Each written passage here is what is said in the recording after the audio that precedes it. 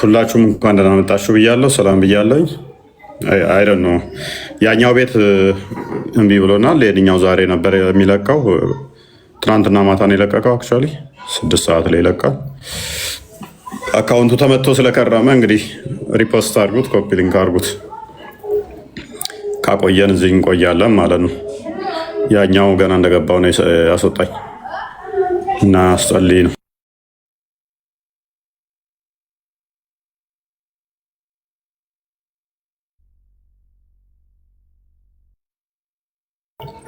ኮፒ ሊንክ አድርጉት በደንብ የተወሰነ ያ በድጋሚ ሁላችሁንም ሰላም ብያችኋለሁ። እንዴት አላችሁ? ፎጋ ትንሽ ጫጫታ ስላለ ነው ይቀጥላል። ከዛ በፊት ግን እንደ መግቢያም እንዲሆነን የኛውን ላሳያችሁና ወደ እርሱ ከመግባታችን በፊት ድራማቸውን ሁሌም ማሳየት በዚህም ብሎ በዚያ በትምህርትም በቪዲዮም ተብሎ የእስልምናን ሐሰት ማጋለጥ ስለሆነ በርሱ ወደ እርሱ ተገብቶ የእስልምናን ሐሰተኝነት ከማጋለጣችን በፊት የሙስሊሞች ኡስታዞች ሼኾቻቸው አቃቢያን እምነት የሚባሉት ምን አይነት ድራማን እንደሚሰሩ ህዝቡ ላይ እንዴት እንደሚቀልዱበት ተመልከቱ እና ወደ እርሱ እንቀጥላለን። ማሻአላህ ማሻአላህ ማሻአላህ በጣም ደስ ይላል። ማሻአላህ እና እንዴት ነው ቤቱ?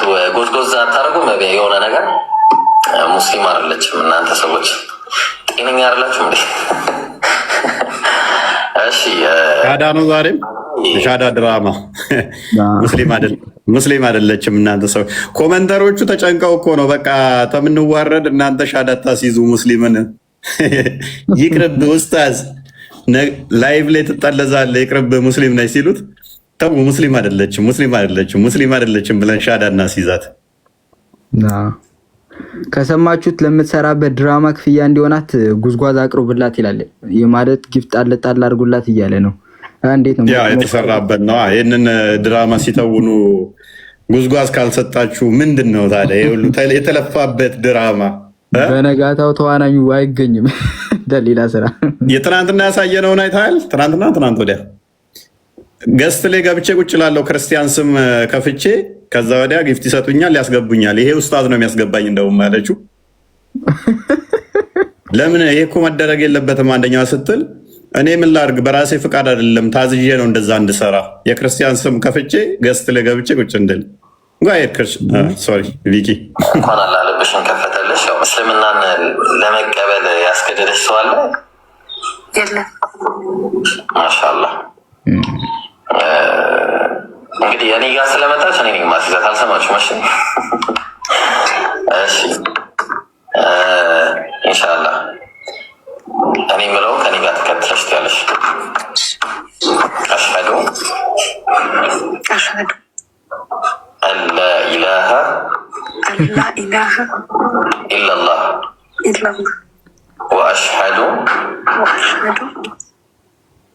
እንግዲህ ፕሮፋይሏ ማነች? የፈረደበት የአብዱሊት ገረድ ነች። ቀጥል። ወአሽሀዱ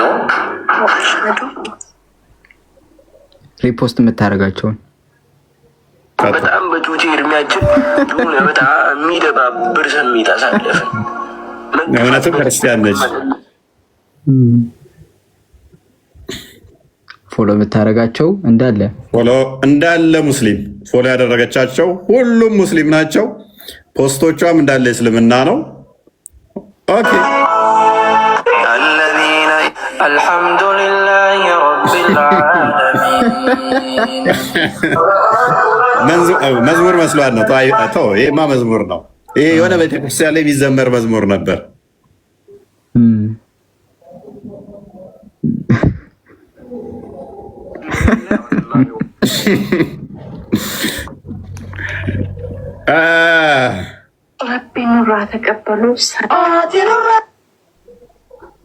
ፎሎወሮቿ እንዳለ ሙስሊም። ኦኬ እንግዲህ እስልምና ለውሸት አይቆምም። ኦልዌይስ እንደምንላችሁ ማንኛውም ጤናማ ሰው ይሄን ብቻ በማየት እስልምና ምን አይነት የቆሸሸና የወረደ እንደሆነ ሊረዳ ይገባል። ከዚህ በፊት የአርቲስቶቻችንን ታዋቂ ፎቶዎችን ነበረ እየወሰዱ ሻዳ ያዙ እያሉ ድራማ የሚሰሩት። አሁን ደግሞ ሚስቶቻቸውን የአርቲስቶችን ፕሮፋይል እያስደረጉ ሻዳ ማስያዝ ጀመሩ። የልጅቷን ፎቶ አሳየው። አይ ቲንክ ሃናን ነው የምትባለው አርቲስቷ። እንግዲህ ታዋቂ ነች። የእሷን ፎቶ አድርገው ስም ይቀይሩና ክርስቲያን ነኝ ብለው ሻዳ ማስያዝ። ልጅቷ ታዋቂ ነች፣ የፕሮፋይሏ ባለቤት ማለት ነው። ሃናን ነው አይደል የምትባለው? ያ መሰለኝ ድራማ ላይ ብዙ ምሰዝም ስለሆንኩ ሃናናል ቃል የምታውቃት ከሆነች ልጅ ታዋቂው አርቲስት ቤላ ታውቋታላችሁ? ፍናን ነው አይደለም? ፍናን አለች። ሶሪ፣ እሺ፣ ፍናን ነው የምትባለው። ሃናን ፍናን። ኦኬ፣ ፍናን እንግዲህ ታዋቂ አርቲስትን ፕሮፋይል ታደርግና እኔ ክርስቲያን ነኝ። ከዚህ በፊት እቺ ፕሮፋይሏን ያሰለሙት ነው አይደለም? በፊት ፎቶዋን ያሰለሟል ልጅ አለ። ትክክል፣ አስልማት ነበር እችኛይቱ ነው ፎቶዋን ሻዳ ያዘች ብለው። አሁን ደግሞ በእሷ ፕሮፋይል አድርገው ሻዳ ያዘች። ኧረ እንደዚህ አይነት ቅሌት አያስጠላም? እንደዚህ አይነት ውርደት አይቀፍም? እስልምና የአእምሮ በሽታ ነው ያለችው ቻይና እውነቷን ነው። ሊታከሙት የሚገባ የአእምሮ በሽታ ነው ያለችው ለዚህ ነው። ኦዲየንሱ ከስር ስለገባቸው ኧረ ተው ሙስሊም ነች ሲል ኡስታዙ ተው ሙስሊም አይደለችም ሻዳ ላስይዛት እኔ ነኝ ማስይዛት ተው ዝም በሉ ኮመንት ላይ አለ። እንደምናዋርዳቸው ስለሚያውቁ ኡስታዞቹን በየቀኑ አጥበን እንደምናሰጣቸው ስለሚያውቁ ኦዲየንሱ ስለጀገነ ነው። ባይዞ ብዙ ሙስሊሞች በዚህ ምክንያት ይወጧሉ።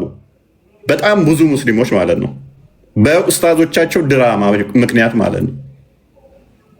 ያውቁታል። ኦዲየንሱ ግፍ ጽይፍ ብሏቸዋል በዚህ ምክንያት ማለት ነው፣ በድራማቸው ምክንያት። እስልምና ትናንት ካልተዋሸበት ዛሬ የማይኖር በሽታ ነው። በሽታ ስለሆነ ነሰሰርሊ ያ ቫይረስ ወደ ሁሉም እንዲስፋፋ ያ በሽታ መቀጠል አለበት። የሚቀጥለው ደግሞ በውሸት ነው። ካልተዋሸ አይቀጥልም። አሁን ላይ እስልምና በተለይም ኢትዮጵያ ላይ አከርካሪው የተመታበት ዘመን ነው። አከርካሪውን ሰብረን ጥለነዋል። ራቁቱን አስቀርተነዋል። ለዘመናት የደበቁትን፣ ለዘመናት አይነኬ የሆነውን፣ ለዘመናት ያልታወቀውን፣ ለዘመናት አስፈሪና እውነት ያለው የሚመስለውን ገርስሰን ጥለነዋል። አሁን ያለቻቸው አንድና አንድ መመኪያቸው ውሸታቸው ነች። ያለቻቸው አንድ መኩሪያ ዶግማቸው ሐሰት ነች። በእሷ ይጃጃሉ፣ ይቀጥሉ።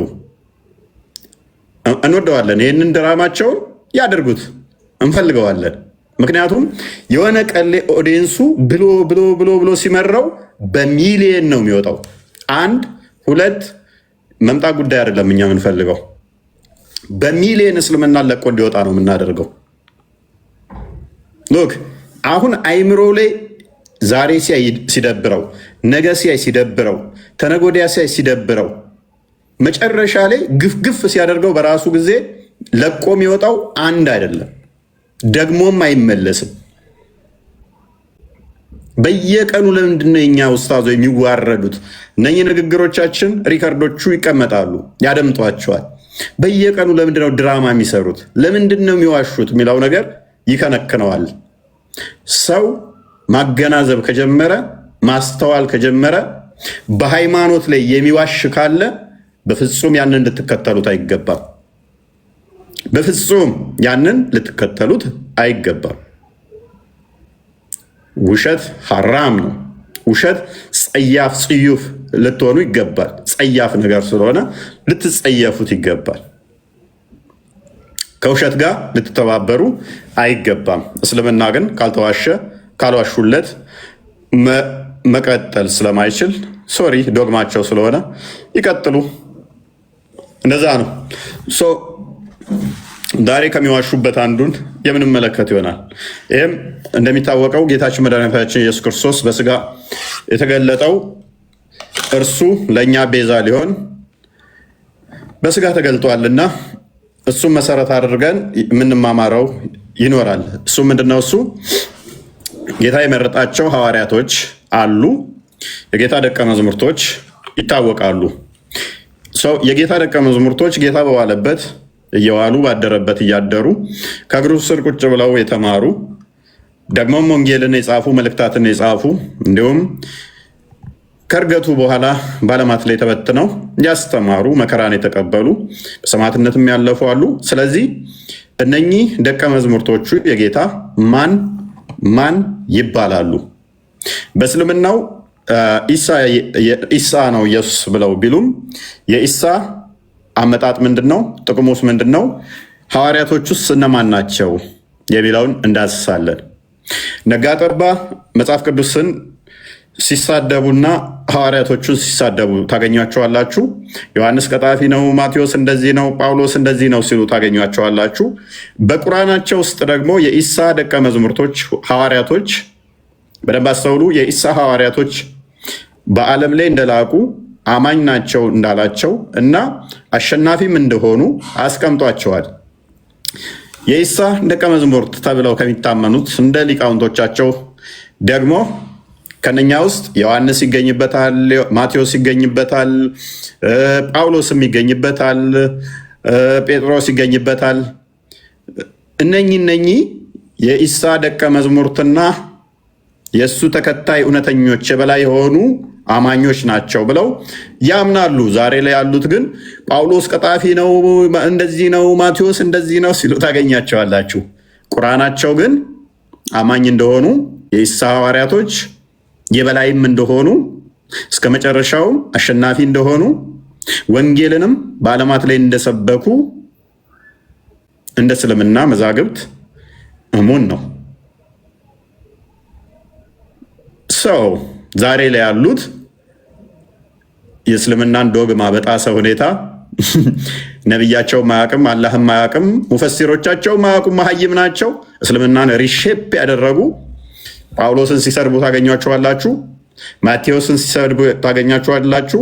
ጴጥሮስን ሲተቹ ታገኛላችሁ። ዮሐንስን ሲተቹና ሲሳደቡ ታገኛላችሁ። ቶማስን፣ በርጠሌሜዎስ እንደዚህ ሲተቹ ታገኛላችሁ። ምክንያቱም እነሱ ከእስልምና መስራቾች ይልቅ የተሻለ እውቀት አላቸው መሰለኝ። ምክንያቱም ጴጥሮስን አወደሱ፣ ጴጥሮስን ተተቀበሉ እንደ ነቢያቸው፣ እንደ ቁርአናቸው፣ እንደ ሙፈሲሮቻቸው እስልምና ዜሮ ይገባል። ጳውሎስን ከተቀበሉ እንደ ሙፈሲሮቻቸው በጠረባ ይለዋል እስልምናን። ጳውሎስ ያላቸው አማራጭ ምንድነው? ሙፈሲሮቻቸው ሊቃውንቶቻቸው ጳውሎስ እውነተኛ የጌታ ደቀ መዝሙር ነው ብለው ቢያምኑም አሁን ላይ የመጡት ከስንት ሺህ ዓመት በኋላ ግን ጳውሎስ ሐሰተኛ ነው ብለው መካር ግዴታቸው ሆነ። ለምን? እስልምናን ለማስቀጠል። በፊት ላይ እነኛዎቹ ባለማወቅ ማለትም ነቢያቸውን ባለማወቅ ማለትም አላህም ባለማወቅ በመሐመድ የተፈጠረው አላህ ኢሳ ትክክለኛ ነው፣ ሐዋርያቶቹ ትክክለኛ ናቸው ብለው አሉ። ማን ናቸው ሐዋርያቶች? ሙስሊሞች የት ነው ያስተማሩት? የበላይ ያደረጋቸው አላህ የት እንዲያስተምሩ ነው? የኢሳ ሚሽንስ ምንድን ነው?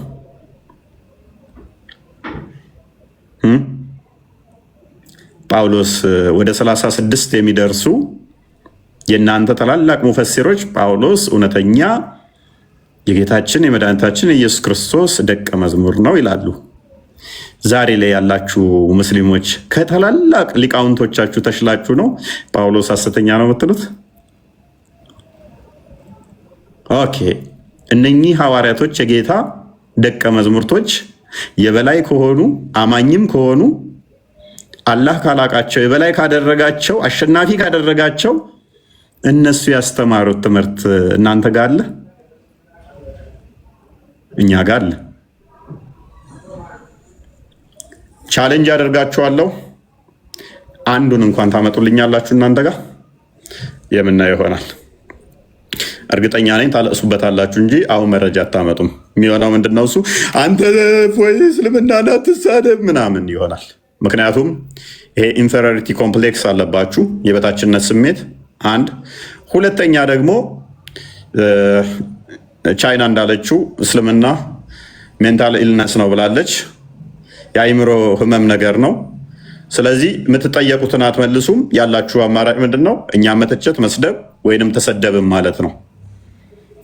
በመረጃ ከመሞገት ይልቅ ተሰደብን ማለት ነው የምትመርጡት። እንደዛ ነው። ይሄ ደግሞ ጤናማ አይደለም ማለት ነው።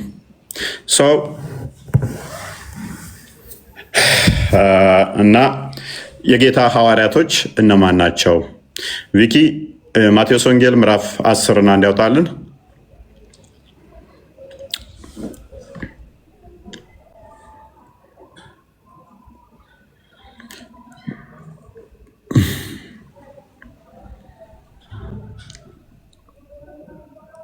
አንብቦ አንዴ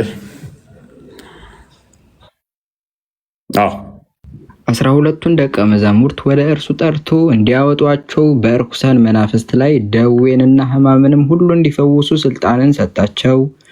የ12ቱም የሐዋርያት ስም ይህ ነው። መጀመሪያው ጴጥሮስ የተባለው ስምዖን፣ ወንድሙ እንድርያስም፣ የዘብዴዎስ ልጅ ያዕቆብ ወንድሙ ዮሐንስም፣ ፊልጶስም፣ በርተሌሞስም፣ ቶማስም፣ ቀራጩ ማቴዎስም፣ የእልፌዎስ ልጅ ያዕቆብ፣ ታዴዎስም የተባለው ልብድዮስ፣ ቀነናዊውም ስምዖን ደግሞ አሳልፎ የሰጠው የአስቆሮቱ ይሁዳ። እነዚህን 12ቱን ኢየሱስ ላካቸው፣ አዘዛቸውም እንዲህም አለ፣ በአሕዛብ መንገድ አትሂዱ፣ ወደ ሳምራውያንም ከተማ አትግቡ። ለቀጥላይስ እንድመረን ጨርሰውን ይልቅስ የእስራኤል ቤት ወደሚሆን ወደ ጠፉት በጎች ሂዱ እንጂ። ሄዳችሁ መንግስተ ሰማያትን ቀርባለች ብላችሁ ስበኩ፣ ድውዮችን ፈውሱ፣ ሙታንን አስነሱ፣ ለምጻሞችን አንጹ፣ አጋንንትን አውጡ። በከንቱ ተቀበላችሁ በከንቱ ስጡ፣ ወርቅ ወይም ብር። ቴንኪው። እንግዲህ ጌታችን መድኃኒታችን ኢየሱስ ክርስቶስ 12ቱን ደቀ መዛሙርቶች መረጠ። ከመረጠ በኋላ ደግሞ ላካቸው። ምን? ድውያዎችን እንዲፈውሱ፣ ሙታን እንዲያስነሱ፣ ለምጻሞችን እንዲያነጹ፣ አጋንንትን እንዲያወጡ። አጋንንት እኛ ወንድማችን ስለሆነ በደማችን ውስጥ እንዲዟዟር አልተፈቀደም። አጋንንትስ እንኳ በስም ተገዙልን ይሉታል። ሉቃስ ወንጌል ምዕራፍ 10 ቁጥር 17 ይመስለኛል። አንዴ ክፈተው። አጋንንትን እንዲያወጡ ለደቀ መዛሙርቱ ይልካቸዋል። በደንብ አስተውሉ። አጋንንት ደግሞ የሚወጡት በማን ስም ነው? በክርስቶስ ስም ነው። አጋንንትን ማስወጣት የሚችል ሰባውን በደስታ ተመለሱ፣ ጌታ ሆይ አጋንንትስ እንኳ በስምህ ተገዝተውልናል። ጌታችን መድኃኒታችን ኢየሱስ ክርስቶስ ደቀ መዛሙርቱን አጋንንትን እንዲያወጡ ድውያንን እንዲፈውሱ ላካቸው ማለት ነው። መልእክተኛን መላክ የሚችል ፈጣሪ ብቻ ነው እንደ እስልምና። ሐዋርያቶቹን የላካቸው እንደ እስልምና አስተምሮ አላህ ነው ብለው ነው የሚያምኑት። ሐዋርያቶቹን በግልጽ የላካቸው ማን ነው? ክርስቶስ ነው። እነኚህ ሐዋርያቶች ማን እንደሆኑ በመጽሐፍ ቅዱስ ላይ በግልጽ ተቀምጠዋል። ስማቸው ተገልጧል፣ ተዘርዝሯል። ታዲያ የእስልምናው ላይ ያሉት እነማን ናቸው? ሱራ አልኢምራን 52ኛውን አያ አንዴ ክፈተው።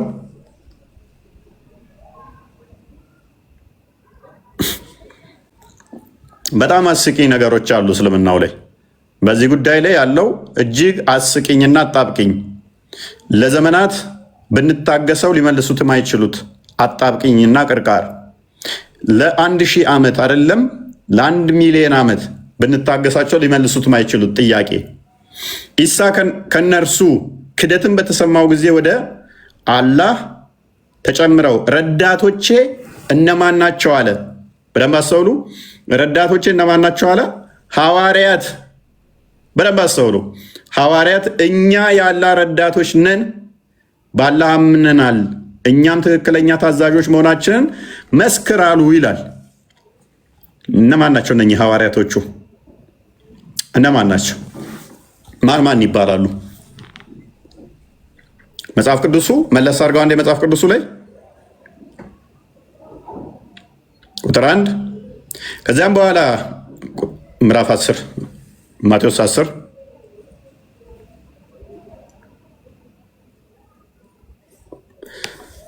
ዝቅ አድርገው።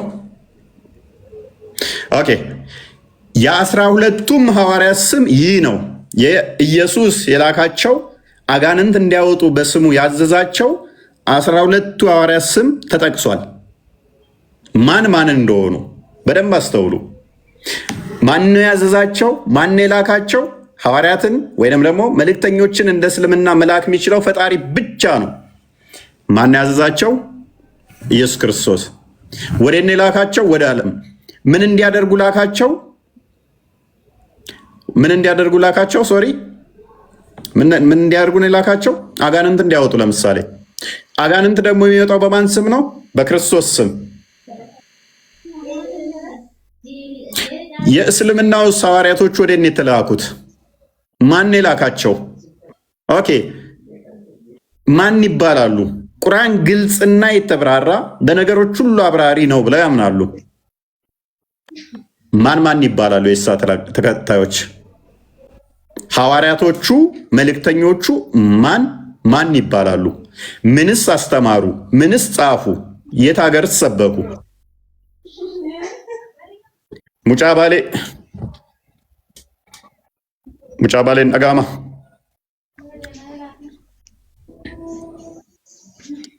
ሙጫ ባሌ። ኦኬ ቁርአኑ ነው የመልሰው እንትና ቪኪ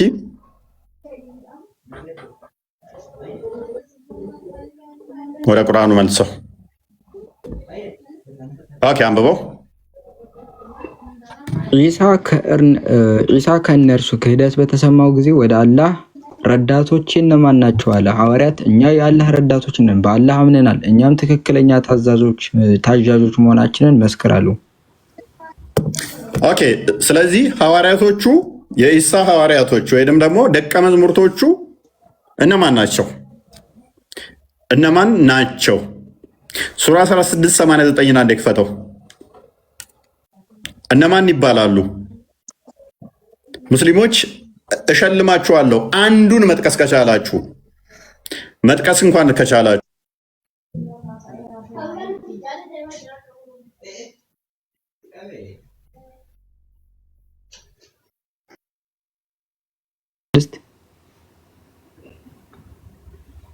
ሰማንያ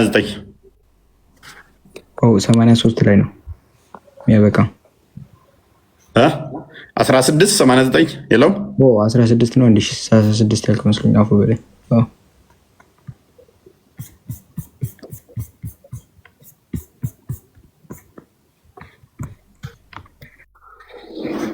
አንብበው።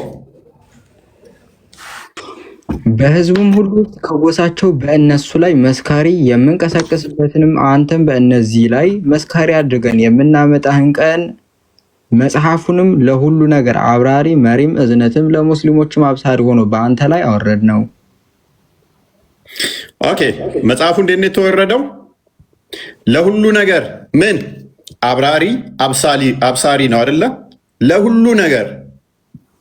ለሁሉ ነገር አብራሪ አብሳሪ ከሆነ የኢሳ ሐዋርያቶች እነማን ናቸው? የኢሳ ሐዋርያቶች እነማን ናቸው? ማን ማን ይባላሉ? ለሁሉ ነገር ነው ያለው ሉክ። ሐዋርያቶቹ ማን ማን ይባላሉ? ቻሌንጅ አደርጋችኋለሁ። 1000 ዓመት ብታገሳችሁ ይህን ማምጣት ትችላላችሁ። የኢሳ ሐዋርያቶች እነማን ናቸው? እውነት ቁርአን ለሁሉ ነገር አብራሪ አብሳሪ ነው አይደለም? ቁርአን ሜቢ እንዴት ሰዎች ወሲብ ማድረግ እንዳለባቸው በደንብ አብራርቷል። ሙሐመድ ቤት ሰው መግባት እንደሌለበት በደንብ አድርጎ አብራርቷል። ነገር ግን ስለ ሐዋርያቱ አብራርቷል ወይ? ስለ ኢሳ መምጣትስ ተናግሯል ወይ? የለም፣ ሽታውም የለም ቁርአን ላይ። እና ኢሳ ምንድን ነው? እሱ የኢሳ ሚሽን ምንድን ነው? ፌልድ ሆኗል ማለት ነው። ምንድን ነው ያሳካው ኢሳ በእስልምናው? ሐዋርያቶቹ እንኳን እንደማይታወቁ በሱ ቦታ ምን እንደተሰቀለ ማን እንደተሰቀለ ማይታወቅ ከሆነ የኢሳ ሚሽን ምን ነበረ? ኢሳ ያሳካው ምንድን ነበረ? ለሁሉ ነገር አብራሪና አብሳሪ ከሆነ መጽሐፍ ቅዱስ ላይ እንደዛ እንኳን ባይናገርም ለሁሉ እንደው አብራሪ አብሳሪ ነኝ ያላለው መጽሐፍ ቅዱስ የሐዋርያቱን ስም በግልጽ ተናግሯል። የት እንደሰበኩም ይታወቃል። የኢሳ ሐዋርያቶች እነማን ናቸው? ሱራ 3 52 ላይ እንደተመለከት ነው አማኞች ናቸው አለን አይደለ? ሐዋርያቶች አሉን አለን አይደል? ከነኚህ ሐዋርያቶች አንዱ ማን ነው? ዮሐንስ ነው። እርሱ ታዲያ ስለ ኢሳ ሲናገር ኢየሱስ ነው ካላችሁ ኢሳ በእናንተ አስተሳሰብ የአብ ልጅ ነው ወልድ ክርስቶስ ብሎናል። በስጋ የተገለጠው ሐዋርያቶቹ እውነተኛ ታማኝ ናችሁ ያላችኋቸው የጻፉት መጽሐፍን ለማን ተቀበሉት? ታዲያ አንዱን የሐዋርያት ስም መጥቀስ ትችላላችሁ? አንዱን ብቻ ንጽጽር ላቁም እስቲ። እኔ ከቁርአናችሁ ውስጥ አንዱን ብቻ መጽሐፋችን ላይ ያሉት ናቸው እንዳለ እንደ ሙፈሰሮቻችሁ ደግሞ ሐዋርያ ቅዱስ ጳውሎስን ለማን ተቀበሉት? ሐዋርያ ቅዱስ ጳውሎስ እውነተኛ የጌታ ሐዋርያ ነው ብለው ስላሉ ሙፈሰሮቻችሁ ደግሞ ለማን ተቀበሉት? ሱራ 5 111 እና እንደክፈተው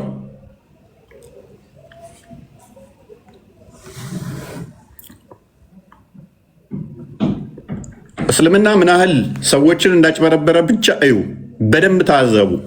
ሰው ይሄንን አውቆ ይሄንን ተረድቶ እስልምና ውስጥ ከቆየ አይደውን ነው በቃ ይሄንን ገብቶት እያልን ያለነውን ከተረዳ ከዛ እስልምና ውስጥ የሚቆይ ከሆነ ጭንቅላቱን ዳውት አደርጋለሁ። የመረዳት አቅሙ ብቻ ሳይሆን የመረዳት አቅም የለውም ብቻ ሳይሆን ጤንነቱን ዳውት አደርጋለሁ። ኦኬ ወደ ሐዋርያትም በደንብ አስተውሉ። ወደ ሐዋርያትም ወደ ሐዋርያትም በእኔና በመልእክተኛዬ እመኑ በማለት ባዘዝነው ጊዜ አስታውስ፣ አመንን እኛ ሙስሊሞች መሆናችንን መሰከርን አሉ ይላል። ሐዋርያቶቹ እነ ዮሐንስ እነ ማቴዎስ ሙስሊሞች ማሜ ቁጥሩ አድርገው ቀልደዋል። እነ ጳውሎስ እነ ጴጥሮስ ሙስሊም ናቸው ይለናል።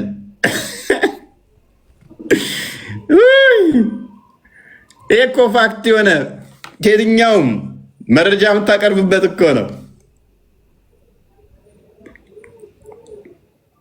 ሐዋርያቶቹ ጳውሎስ ሙስሊም ነው ተው እንጂ፣ ኧረ ተው እንደዚህ አይነት ሳክስ። ከዛ ዛሬዎቹ ደግሞ እንደማያዋጣቸው መረጃ ማምጣት እንደማይችሉ ሲገባቸው ጳውሎስን ይሳደባሉ። ዛሬ ላይ ያሉ ሙስሊሞች ጳውሎስን ሲሰድቡ ነው የምታገኟቸው። ምክንያቱም ጠልዞ ነው የሚጥለው መሐመድን ጳውሎስ። ምንም እንኳን ጳውሎስ ከመሐመድ ከ600 ዓመት በፊት የጻፈው ቢሆንም የመሐመድን ቅዝረኝነት ህይወት፣ ስጋዊ ልምምድ አስቀድሞ ጳውሎስ ጠልዞ ነው የሚጥለው። ለዛ አብዝተው ሙስሊሞች የሚተቹትና የሚጠሉት ጳውሎስን ነው። ጳውሎስ ምንም አላደረጋቸው። ምክንያቱም ጳውሎስ በድንግልና ለእግዚአብሔር ራሱን ጀንደረባ አድርጎ በቅድስና ኖሮ ሰዎች ከቻሉ እንደሱ እንዲሆኑ ካልቻሉ ግን አንድ ለአንድ ተወስነው እንዲኖሩ ያስተማረ ሰው ነው ቅዱስ ጳውሎስ። ይሄ ነገር በጣም ስለሚከነክናቸው ኦልዌይስ ብዛት ሲሰድቡ ካያችሁ ጳውሎስን ነው። መንፈሳቸው በጣም ይበሳጫል። ጳውሎስ ላይ በጣም ይረበሻሉ። ምክንያቱም የጳውሎስ አስተምሮ ሴሰኞችን ገላትያ ላይ ምዕራፍ 3 ላይ በተለይም ጠልዞ የሚጥላቸው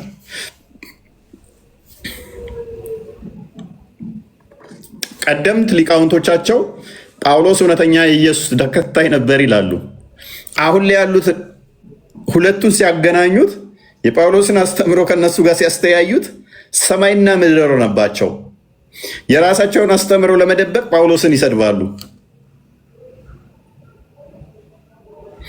የእስልምናቸው ቆሻሻ እንዳይገለጥ ጳውሎስን አብዝተው ይረግማሉ፣ አብዝተው ይሰድባሉ። ማን ነው እሱ የኢሳ ተከታይና ሐዋርያ ማን ይባላል? ማስረጃ ልታመጡልን ትችላላችሁ? ጀስት ዋን። ጳውሎስን ካላችሁ ደግሞ ጳውሎስን ለማማ ተቀበሉት አስተምሮቱን። ጳውሎስን ካሉ አሁን ሉክ የኢየሱስ ተከታይ ትክክለኛ ደቀ መዝሙር ጳውሎስ ካሉ ምን ሊመታባቸው ነው? እስከዛሬ ሲሰድቡት የነበረው ከአስተምሮታቸው ጋር ይጋጫል። ጳውሎስ አይደለም እንዳይሉ ሊቃውንቶቻቸው ከ36 የሚበልጡ ታላላቅ ሊቃውንቶቻቸው ሙፈሲሮቻቸው ጳውሎስ እውነተኛ የጌታ ደቀ መዝሙር ነው ብለው ያምናሉ። አጣብቅኙ ነው ይዩት። ስለዚህ ምንድነው በማድረግ የተጠመዱት? ምንም ማያውቀውን ኡማ ሰብስበው የክርስቲያኑ መጽሐፍ እንደዚህ በከሌ ነው የተጻፈው፣ እንደዚህ ናቸው፣ እንደዛ ናቸው ምናምን ድንጋይ መወርወር ዝም ብሎ ማለት ነው። ማን ነው እሱ? የኢሳ ሐዋርያ ማን ነው? ይሄን የሚያውቃለህ? ይሄንን መልስ ማምጣት የሚችላለህ? ይሄንን ሊመልስልህ የሚችላለህ? ለዚህ መልስ የሚሰጠናለህ? መሐመድ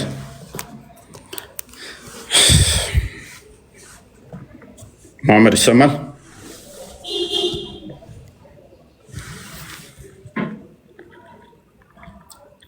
ማን ነው ሊመልስልህ የሚችለው?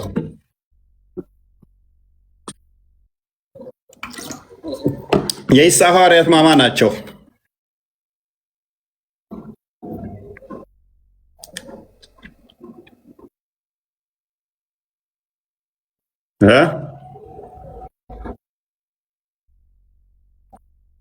የኢሳ ሐዋርያት ማማን ይባላሉ?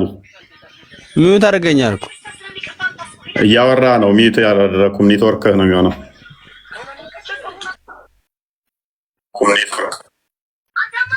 ይሰማል? አሁን ይሰማል ድምፅ ለአንተ? እኔ ጋር ሙይት ያሳየኛል። ትሰማለህ? በቃ እኔ ታች ሊሁን እሺ ሚዩት ያሳየኛል። ኦኬ ጀማል ወይ እንኳን ደህና መጣህ። ሰላም ይመስገነው። ሐዋርያት ማለት ምን ማለት ነው? ሐዋርያት ማለት ኢየሱስ ተከታይ ናቸው? አይደል ነው። የማን ተከታዮች ናቸው ሐዋርያት ነው? የኢየሱስ ተከታይ ማለት ነው። በሰዓቱ የነበሩ ማለት ነው። ኦኬ እነማን ናቸው? እነማን ናቸው? ስንት ናቸው? አሁን በዝርዝር ላመጣልህ አልችልም። ምን ያደርግልሃል? አሁን እሱን አመጣሁት እኮ አላመጣሁት ምንም ፋይዳ የለውም አይደል? ፋይዳ የለውም ነው አለው። ምንም አይጠቅም ነው ምንም ማለት አይደለም። ስለነሱ አሁን እኮ ብናወራ ምንም አይጠቅምም ብዬ ነው እኮ ነው የማልኩህ እኮ። ምንም አይጠቅም ኮተት ነገር ነው እዚህ ቁርአን ውስጥ የተጻፈው እያልከኝ ነው። ጋር ምን ስማቸውን ማወቅ አሁን በዝርዝር ላይ ገብቼ ላመጣልህ ስንት ናቸው? እሺ 12 አካባቢ 12 ናቸው። ኦኬ 12 ናቸው። የኢየሱስ ደቀ መዛሙርቶች ወይንም ሐዋርያቶች ተከታዮች ናቸው። እሺ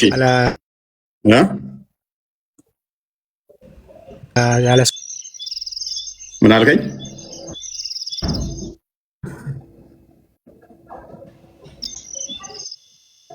ምን አልከኝ ወንድማችን?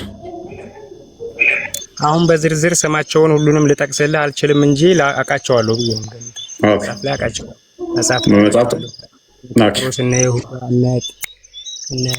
እነ ሳሙኤል ምናምን በቃ እንደዛ ነገር ናቸው። ብዙ ናቸው። ጴጥሮስ፣ ዮሐንስ፣ ሳሙኤል ምናምን። ኦኬ ያዕቆብም አለበት። ያዕቆብ። እሺ እንደዛ ነገር። ኦኬ መልካም። ስለዚህ እነኚህ ያዕቆብ፣ ስምዖን፣ ዮሐንስ እነ ማቴዎስ እነዚህ የኢየሱስ ወይንም ደግሞ በአንተ አስተምሮ የኢሳ ደቀ መዝሙር ወይንም ሐዋርያ ናቸው ብለህ ነው የምታምነው? ኦኬ ስለዚህ እነሱ ሙስሊም ናቸው ማለት ነው? አዎ በሰዓቱ የነበሩት ነብያቶች እንዳለ ሙስሊም ነበሩ። ኦኬ እስቲ ዮሐንስ ሙስሊም የጻፈው አለ? እኔ ሙስሊም ነኝ ያለበት ይቅድም እያነበብከው አልነበረ? እዛ ጋር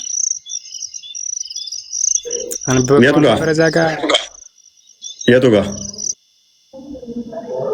አንብበከው ነበረ? የሐዋርያቶቹ ሁሉም ሙስሊም ነበሩ የሚለውም ማለት ነው አይደል?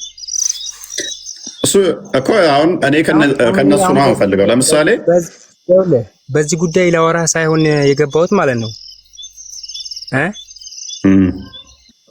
ለበሽሽቅም እኮ ምናምን አይደለም። እዚህ ጋር መማማር አይደለ ነው አይደለ? ወይ ታስተምረን ወይ ደግሞ ልንጠይቅህ ጥያቄ ነው እኮ በሽሽቅ ምናምን እኮ አይደለም። አንተ ቢያንስ ወደ በሽሽቅ ደረጃ እንደዚህ ሙስሊሞች ምናምን እንዳትል ብዬ ነው። ከባ እኔ ራሴ ጥያቄ ልጠይቅህና ችግር የለውም። አሁን በደንብ አስተውል። እነ ማቴዎስ፣ እነ ዮሐንስ፣ ጴጥሮስ፣ ጳውሎስ፣ ያዕቆብ የኢሳ ተከታይ ናቸው ሙስሊም ናቸው ስትል ኦኬ ዝም ብሎ ክሌም ነው። በሰዓቱ የነበረው ህዝብ እንዳለ እኮ የሱ ተከታይ ነበር አይደል እንዴ? እነሱ ለየት ያሉ ልክ እንደ ቅድሚያም እሱ ጋርም ስለተማሩ ለየት ያሉ ስለሆኑ ነው እንጂ ቢያንስ እንደ ደረሳ እንደምንለው እንደዛ ነገር ነው እንጂ እኮ ህዝቡ ራሱ በሰዓቱ የነበረው ህዝብ ራሱ የኢየሱስ ተከታይ ነበር። አብዛኛው 12ቱ ብቻ አይደሉም ነው 12ቱ ብቻ ናቸው። አይ እኔ ስለ ህዝቡ ሳይሆን ስለ ጭፍራው ህዝብ ሳይሆን እኔ ጥያቄ ስለ ሐዋርያቶቹ ነው። ስፔሲፊካሊ ስለ ሐዋርያቶቹ ነው እንጂ ስለ ህዝቡ አይደለም። ህዝቡ ይተከተለዋል አይከተለውም አይደለም።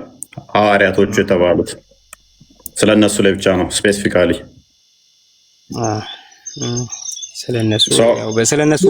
ስለነሱ ክርስቲያን ናቸው ያለም እኮ የለም። ጀማል ምን ነው አንተ አፈለም አልነገረውም እንዴ? ኦኬ ስለዚህ መልካም ናቸው አላልኩም። ሙስሊም ናቸው በሚለው አቀድም አንብቦልናል። ቁርአኑ እንደሚናገረው ሙስሊም ነበሩ። አብርሃም ሙስሊም ነው፣ ያዕቆብ ሙስሊም ነው ብሎ ቁርአን ይገልጻል። ሱብሃንአላህ ተረጋጋ። ቆይ አብርሃም መቼ የነበረ ሰው እንደሆነ እንኳን አታውቅም ማለት ነው። አሁን እያወራን ያለው ስለ ሐዋርያት ነው። ሐዋርያቶች ደግሞ መቼ እንደኖሩ ቅድሚያ በቃ በደንብ አስተውል። እነኚህ ሐዋርያቶች መጽሐፍ ጽፈዋል። መጽሐፍቶቻቸው ለማን ተቀበለው ካለ መጽሐፍቶቻቸውን እኮ እንቀበለዋለን። ገባ? የምንቀበልበት ምክንያት አለን። እሺ የኢየሱስ አሁን የለም መጽሐፍ ነበረው ያን መጽሐፍ እንቀበለዋለን። በመሃል ደግሞ መሃል ላይ ማለት ነው አይ ለምሳሌ ጳውሎስ የኢየሱስ ሐዋርያ ነው። ቋዳም ዮሐንስ የኢየሱስ ሐዋርያ ነው። ጳውሎስ የኢየሱስ ሐዋርያ ነው። ሙስሊም ነው ስትል ዮሐንስ የጻፈው አለ፣ ጳውሎስ የጻፈው አለ፣ ማቴዎስ የጻፈው አለ፣ ያዕቆብ የጻፈው አለ። የጻፉ ኮምፕሊትሊ ከእስልምና አስተምሮ ጋር የሚጋጭ ሆኖ ሳለ እነኚህ ሐዋርያቶች ሙስሊም ናቸው ብለህ ክሌም ማድረግ እንዴት ነው ይመጣው? ምንም የሚያጋጭ ነገር እኮ የሚጋጭ አይነት ነገር እስካሁን እኔ ያላየሁበትም መጽሐፍ ቅዱስ ላይ። አንዳንድ ቦታ ላይ ግን ሊኖረው ይችላል አይደለ እንጂ መጽሐፍ ቅዱስ ትክክለኛ ነው እያወራ ያለው እኔ እንዳነበብኩት ማለት ነው። አሁን ጭራሽ መጽሐፍ ቅዱስም የኛ ነው አለ። ወሰደብን መጽሐፍ ቅዱሳችንንም። ጳውሎስ የጻፈውም የለንም፣ ማቴዎስ የጻፈውም የለንም፣ ዮሐንስ የጻፈውም የኛ ነው እያለን እነሱም ብቻ ሳይሆን መጽሐፉም የኛ ነው። አይጋጭም፣ ለኛ ነው አሬችም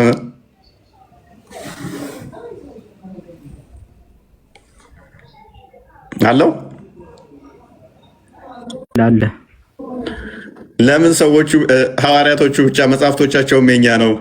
ጭራሽ ከሞኝ ገበሬ ደጅ ሞፈር ይቆረጣል ነው ነበር ይባለው። አባባሉ ጠፋኝ። እኔ ጳውሎስ የኛ ነው ላለው ጭራሽ መጽሐፉም የኛ ነው ይለኛል። እኔ ጳውሎስ የጻፈውም የኛ ነው።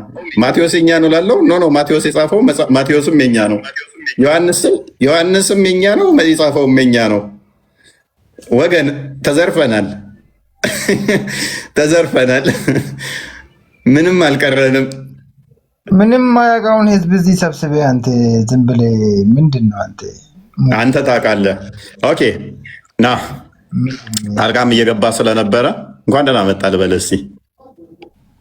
እንኳን ደህና ቆያችሁ። መልካም ታውቃለህ ብዬ ስለማስብ አውቃለሁ ስላልክ ማለት ነው። ኦኬ ስንት ነበሩ የኢሳ ሐዋርያቶች? ስለ እስልምና ጠይቀኝ እንጂ ስለ ክርስትና ጠይቀን። የኢሳ ሐዋርያት ስንት ነበሩ? እኛ ስለነሱ እኛ አናውቅም። ኦኬ ስለዚህ እስልምና አይደለም አይደለ? የጥያቄ አሁን ሌላ ጥያቄ ጠይቅ። ስለ ሐዋርያቶቹ ተውና እነሱ እንትን ብሏቸዋል መጽሐፉ ትንሽ ስለተባለ አሁን የጠየቁን ብቻ መልስ። የኢሳ ሐዋርያቶች ስንት ነበሩ? 12 12 ለምንድን ነው 12 የሆኑት? እሱን እንግዲህ ያው እኔ አላውቅም ለምን እንደሆነ። ኦኬ ከ12ቱ እስቲ ቢያንስ አንዱን ስም ብቻ ንገረኝ። ማን ይባላል ከ12 አንዱ? ያዕቆብ ማስረጃ ስጠኝ እስቲ። ያዕቆብ የሳ ሐዋርያ ነው የሚል ያው መጽሐፋችሁ ነው የሚለው። መጽሐፋችሁ ነው የሚለው ከኛ መጽሐፍ ወስደው ሉክ መጽሐፍታችሁ የእኛ መጽሐፍ ላይ ያዕቆብ የኢየሱስ ደቀ መዝሙር ነው ይላል። ተዛ በእኛ መጽሐፍ ላይ ወስድና የኢየሱስ ደቀ መዝሙር ያዕቆብ ነው ሙስሊም ነው። እየመለስኩልኝ ነው። እኔ እኮ እስልምና በቃ እድሜ ልክን ፕራንክ የሆነ ሃይማኖት ነው። እሱን አንተ ያልከው እስልምና አይሳደብም። እሱን አንተ ያልከው እኔ ከተሳደብ አይደለም ያልኩት፣ ፕራንክ ነው። በቃ የራሱ እኮ ፕራንክ ነው እያደረጋችሁ ያለው። የኢሳ ሐዋርያ ማን ነው? ለምሳሌ ከ12ቱ አንዱ ያዕቆብ ነው። ኦልራይት ያዕቆብ በመልእክቱ ምዕራፍ 1 አንድ የክፈተስ ማን እንደጻፈው የማይታወቅ መጽሐፍ እኮ ያንተ መጽሐፍ ነው። ራስ ነገርከን እኮ መጽሐፍታችሁ ብለህ ራስ ምን እየነገርከን ነው? መረጃ እየነገርከን ነው። መረጃ እየነገርከን ነው። ያዕቆብ በመልእክቱ በመጀመሪያ ሲጀምር ገና ምን ብሎ እንደሚጀምር ላሳየህ። የእግዚአብሔር የጌታ ኢየሱስ ክርስቶስ ባሪያ ያዕቆብ ለተበተኑ ለ12ቱ ወገኖች ሰላም ለእናንተ ይሁን። ራሱ ለማን ባሪያ ነኝ ብሎ የሚጽፈው? ለኢየሱስ ክርስቶስ። የኢየሱስ ክርስቶስ ባሪያ ነው ተብሎ ነው እንጂ አላለም። ተብሎ ነው አላለም። ተብሎ ነው አልኩህ። መጽሐፍ ቅዱስ አንብቦ ማንበብ ትችላለህ። ያዕቆብ እኮ ነው ራሱ ጸሐፊው ማለት ነው። ኤኒዌይስ በደንብ አስተውሉ ወገኖቼ። እስልምና በ7ኛው ሴንቸሪ ላይ ሲመጣ ምንም አያውቀው ነገር ስለነበር ሙሐመድ ዝም ብሎ ታሪኮችን ወሰደና ሐዋርያቶቹም የኢሳ ተከታይ ናቸው፣ አማኝ ናቸው፣ የበላይ ናቸው አለ። ሐዋርያቶቹ ማን ናቸው? ይሁዳ፣ እነ ጳውሎስ፣ እነ ማቴዎስ፣ ዮሐንስ ብለው አሉን። ዛሬ ላይ ያሉት እነኚህ መረጃዎችን ትቀበላላችሁ ወይ? ታዲያ ጳውሎስ የኢየሱስ ደቀ መዝሙር ከሆነ ጳውሎስ እስልምናን በጠረባ ነው የሚለው። ዝሙተኝነትን፣ ብዙ ማግባትን ጳውሎስ ይጸየፋል።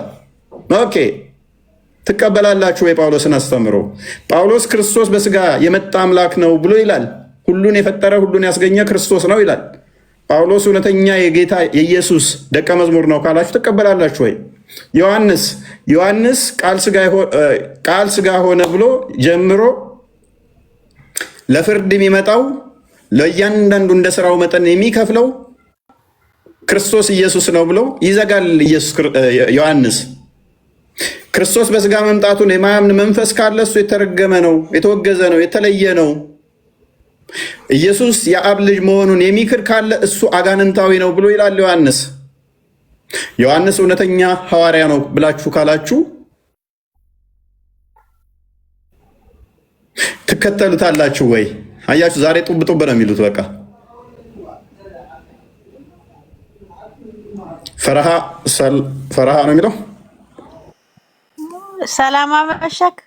የምር እፎይና ግን ብዙ ጊዜ ያስገባኝ ብዬ ጠይቄ ዛሬ እግዚአብሔር ይመስገን አስገባኝ። ያ ነኛ እንዴት ነህ? ይመስገነው። ክርስቲያን ሙስሊም? እኔ ክርስቲያን ነኝ። ፈራህ የልጄ ስም ነው። ፈራሃ ማን ነው የሚለው? ፈራሃ ሰላህ ሰዲቅ ምን ማለት ነው? ያው የኔ ባል ሙስሊም ነው፣ እኔ ደግሞ ክርስቲያን ነኝ ማለት ነው። ትርጉሙ ምንድን ነው? ፈራህ ማለት ደስታ ማለት ነው። ኦኬ። በምንኛ አረብኛ ነው? በአረብኛ ፈራህ ነው የሚባለው። እኔም የአረብ ሀገር ስለሆንኩኝ ማለት ነው። ኦኬ። እሺ ምን ልታዘዝ? እኔ ለእኔ እንኳን ምንም እንድታዘኝ ሳይሆን በጣም እንደምወድህ እንደማከብርህ በዚሁ እግዚአብሔር ጨምሮ ጨማምሮ ኃይሉን እንዲያበዛልህ ይሄን እንትን ለማለት ነው። ኦኬ። ባለቤትሽ ሙስሊም ነው አሁን? አዎ። ያው አስተምረሽ ማምጣት ይኖርብሻል። አይፈቀድም። ይሄን ታውቂያለሽ? አውቃለሁ። እግዚአብሔር ፍቃዱ ሆኖ እንግዲህ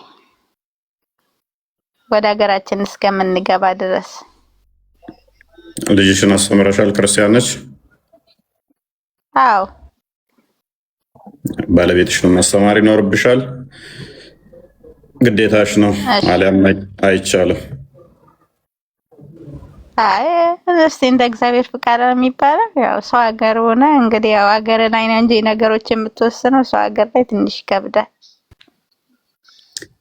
ከሃይማኖት የሚበልጥ የለም። የሰው ሀገር እኛ ሀገር የሚባል ነገር የለማ። ነገ እንሞት ዛሬ አናውቀው። ያው በእርግጥ እኔ ሁለቱንም ልጆቼን ክርስትና አስነስቻቸዋለሁኝ። ግን ያው ትንሽ ያው እንግዲህ ያንተ የምትመክረኝ ነገር ካለ ያው ጥያቄዎች ካሉ በውስጥ አናግሪን። ጥያቄ እንዲመለስ ለሚፈልገው ካለ እንትን በይ። እሺ ፈያ አመሰግናለሁ። እኔ ጌታ ቆይ ፈርሃ አትውረጂ። ፈርሃ አትንቀልቀል። ባልሽ እኮ ተረጋጋ። አዳ ለማስያዝ አንቺ ስራ ጠብቅ። እስኪ ሰው ቤት ገብተህ እንትን ትላለህ። ኤኔስ በቃ በውስጥ እንትን በይልን ወይም ቃል እንጻፊለት። ቃል ይታይሻል እዚህ ጋር ያግዝሻል። ለሌላ ማንም እንዳትጽፊ እንትን በይ። ኤኔስ የትኛው ነው ቃል? ያው ከጎንሽ የመጀመሪያው ላይ አለ። እሺ የመጀመሪያው ላይ እሺ። ያ ወይንም ቤላ እንጻፊላት። እሺ አመሰግናለሁ። ፈየ መልካም ከሰውኛ አዳምጣለሁ ወይም እዛው ተወኝ ላዳምጥ። እሺ መልካም ነስር እንኳን ደህና መጣ። እሺ እንኳን ቆያችሁ። ሰላም ነው? ይመስገን። እንዴት ነህ? አለን አልሐምዱሊላህ። መልካም ሐዋርያት የሚባሉት የማን ተከታይ ናቸው? የኢሳ አለይሂ ሰላም ተከታዮች ናቸው። ሙስሊሞች ናቸው። ኦኬ ስንት ናቸው? ቁጥራቸው አይታወቅም። እነማን ናቸው? ስማቸውም አይታወቅም፣ አልተገለጸልንም። እናመሰግናለን። ሉክ ግዴታቸው አይደለም። ቁርአን ላይ የዝርዝር ግዴታ ይላል። ሉክ ስማቸው አይታወቁም፣ ቁጥራቸው አይታወቅም። በደፈናው ሙስሊም ናቸው። ማን እንደሆነ ማታውቀውን ዝም ብለህ ተነስተህ ሙስሊም ነው። ማን ነው አይታወቅም። የእድር መዝገብ አይደለም። ቁርአን የእድር መዝገብ አይደለም። የእድር መዝገብ አይደለም። አውሻውየው 223ን ክፈትልኝ። የእድር መዝገብ መሆኑን ላሳየህ። በደንብ አስተውሉ። አይ እገሌ ገሌን ወለደ እገሌ ገሌን ወለደ የሚለው ባይብል ላይ ነው ያለው፣ ቁርአን ላይ አይደለም። አይ ላሳየህ አይደለ? ሴቶቻችሁ ለእናንተ እርሻ ናቸውና እርሻችሁን በፈለጋችሁት ሁኔታ ድረሱ። እንዴት ማስወለድ ቆይ እንዴት ማረስ እንዳለብህ እንኳን ቆይ አደንግጥ። ቆይ አደንግጥ። የቅድሙን ጥያቄ ለምን ቆይ አደንግጥ። ሎክ እንዴት እንደሚፈራ ቆይ አዳምጥ። አትፍራ። ከስር ሆነህ በደምብ ታዳምጣለህ። የእድር አይደለም ማለት እድር ቤት እንደውም ሴትን ልጅ እረስ ብሎ አያወራም። እድር ቤት ስለ እርሻ የሚወራበት ሴትን ልጅ እንደ እርሻ ቆጥሮ እርሻ ነች ረሳት የሚል መጽሐፍ እስልምና ነው። 33:53 አንዴ ክፈተው። ስለ እርሻ የሚያወራ ሃይማኖት ውስጥ ተቀምጠ ስለዚህ ጉዳይ ጽፎ ስለ ሐዋርያቶቹ ሲጠየቅ ወገቤን ራሴን ይላል። አስጠጋልን ወገቤን ራሴን ይላል። እናንተ ያመናችሁ ወይ መድረሱን የማትጠባበቁ ስትሆኑ ወደ ምግብ ካልተጠራችሁ በስተቀር የነቢዩ ቤት በምንም ጊዜ አትግቡ። ቤቴ አትምጡብኝ። ልክ እንደ ስስታም እንደ ቆንቋና ሰው ለድግስ ልክ እንደ ማህበር አይደለም ማልካ ለድግስ ካልተጠራችሁ በስተቀር ቤቴ እንዳመጡ። በተመገባችሁ ጊዜ ወዲያውኑ ተበተኑ። ማህበር ነው። ተበተን ስትባል የምትበተነው ጥቃሹሙ ጨርሰናል ተበተን ሲል ትበተናለህ። ለወግ የምትጫወቱ ሆናችሁ አትቆዩ። ማህበር ከተበተነ በኋላ ሂድ እንደሚባል ማለት ነው። ይህ ነቢዩን በእርግጥ ያስቸግረዋል፣ ከእናንተም ያፍራል። ራሱ እየነገራቸው ያስቸግረዋል፣ ያፍራል። ተበተን ከቤቴ ግን አላህ ከእውነት አያፍርም።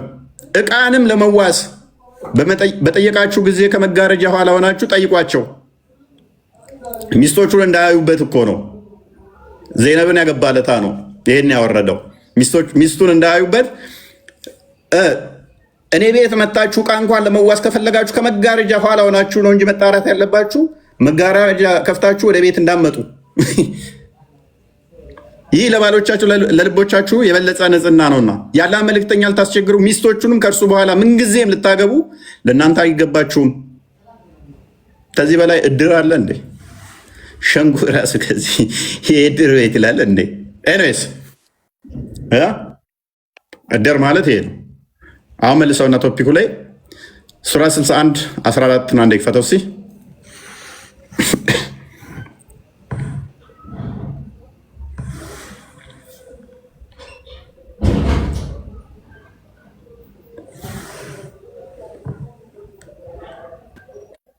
ኦራይት ኦኬ፣ እችን ክፍል አንብባት እስቲ። እናንተ ያመናችሁ ሆይ የመርየም ልጅ ዒሳ ለሐዋርያቶች አላህ በቤትም ሆነ ትፈራለህ እንዴ? በቤት ሆነ ትፈራለህ? በቃ ነብዩን መስየው ነው። ነብዩ ጋር እየተመሳሰርኩበት ነው። ቡሃሪ 6982 ላይ ቡሃሪ 3 ላይ ነብዩ ሄራ ዋሻ ውስጥ ተጨምቆ ፈርቻለሁ እያለ ከድጃ ቀሚስ ውስጥ ነው የተወሸቀው። ፕሊስ የፈራው ነብይ ነው። ጅማቱ ውስጥ ከሚገጠር ድረስ ማጅራቱ ተገትሮ ሮጦ የመጣውና ቀሚሷ ውስጥ የገባው ነብይ ነው። ለምን ትፈራለህ? አሁን ግባ። ለምን በስድብ ለምን ትደበቃለህ? አሁን ግባ። ይኸው ግባ። ሐዋርያቶቹ እነማን ናቸው እኮ? ጥያቄ ምንድን ነው? ሐዋርያቶቹ እነማን ናቸው? ሐዋርያቶቹ በስም ተዘርዝረው አልተቀመጡም ቁርአን ላይ። ታዲያ ምን መልስ ማሰጠኝ ከሆነ ምን ትሰራለህ? ጥያቄ አላቅም ከሆነ መልስህ ዛሲት አለቀ። ጨረስን። ጥያቄ ምንድን ነው? ጨረስና እስልምና እንዴ ምንም እኮ ጥያቄ ለራሱ አዳምጠሽ ሎክ መልእክተኞች ብሎ የሚያላቸውን ሙስሊም ናቸው የሚላቸው መልእክተኞቹን እንኳን አያውቅም። ማታቅ ከሆነ ስንት ናቸው አያውቅም። እነማን ናቸው አያውቅም። አዳምጥ። በስም የመዘርዘር ግዴታ የለበትም። ፕሊስ በቃ ከስሩን ድንቁርና እንዲተጠናወተ ከስሩን የሚከተላቸውን በደንብ አስተውሉ። እነማን ናቸው አያውቅም። ስንት ናቸው አያውቅም። ሙስሊም ናቸው ይላል። እነማ በማይታወቅ ሜዳ ላይ ማለት ነው። ምናል ድንቁርና አይምሯቸውን እንድትጠናወተው ይዩት። ሱራ 12 111 አንዴ ክፈተው። እነኚህ ሐዋርያቶቹ የበላይ ናቸው፣ መሪ ናቸው የተባሉት መልእክተኛ የተባሉት አይታወቁም። ቁርአን አያውቃቸውም ማለት ነው። እንደዛ ከሆነ ማታውቃቸውን ከሆነ ሰንበዲ አሁን ተነስቶ ፍቅር ሲዝም አሁን እንደሚያደርገው የኢሳ እንደዚህ ፍቅር ሲዝም ናቸው ማንኛው ስትለው ስሙ አልተገለጸም። ስንት ናቸው ስትለው አይታወቁም። ማንም አንተም ተነስታ ሃይማኖት መመስረት ትችላለህ። እንደዛ እያለ ማይታወቅ ሰውዬ ቁጥራቸው ማይታወቁ የዛሬ 1000 ዓመት ያህል እፎይ ላይቭ ላይ ቲክቶክ ላይ ያስተምራል ብለዋል። ማን ያለው እንደዛ? ስሙ አይታወቅም። ስንት ናቸው እንደዛ ያሉት? አይታወቁም። ነገር ግን ምን ብለዋል? እፎይ በቲክቶክ እንደዚህ ያስተምራል ብለዋል ብዬ መጽሐፍ ነው። ከዛ ወዲያ ደንቆሮ ህዝብ ተገኘ የሚከተለኝ እንደዛ ብሎ ያምንብኝና ይከተለኛል ማለት ነው። ማን ነው እፎይ በቲክቶክ ያስተምራል ያለው? ስሙ ማን ይባላል? አይታወቅም። ስንት ናቸው? አይታወቁም።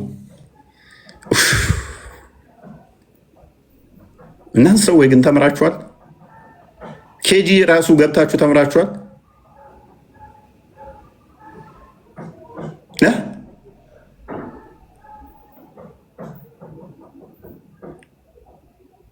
እኔ እናንተን ጭንቅላት ቢኖረኝ በዚህ ትዕግስት አልባነቴ አንገቴን ቆርጬ ነው አሽቀነጥረው። ሪከርዱን ሳየው እንደዚህ አይነት ስህተቶችን ተሳስቼ ባይ ቆርጬ መጠላው ነው የሚመስለኝ።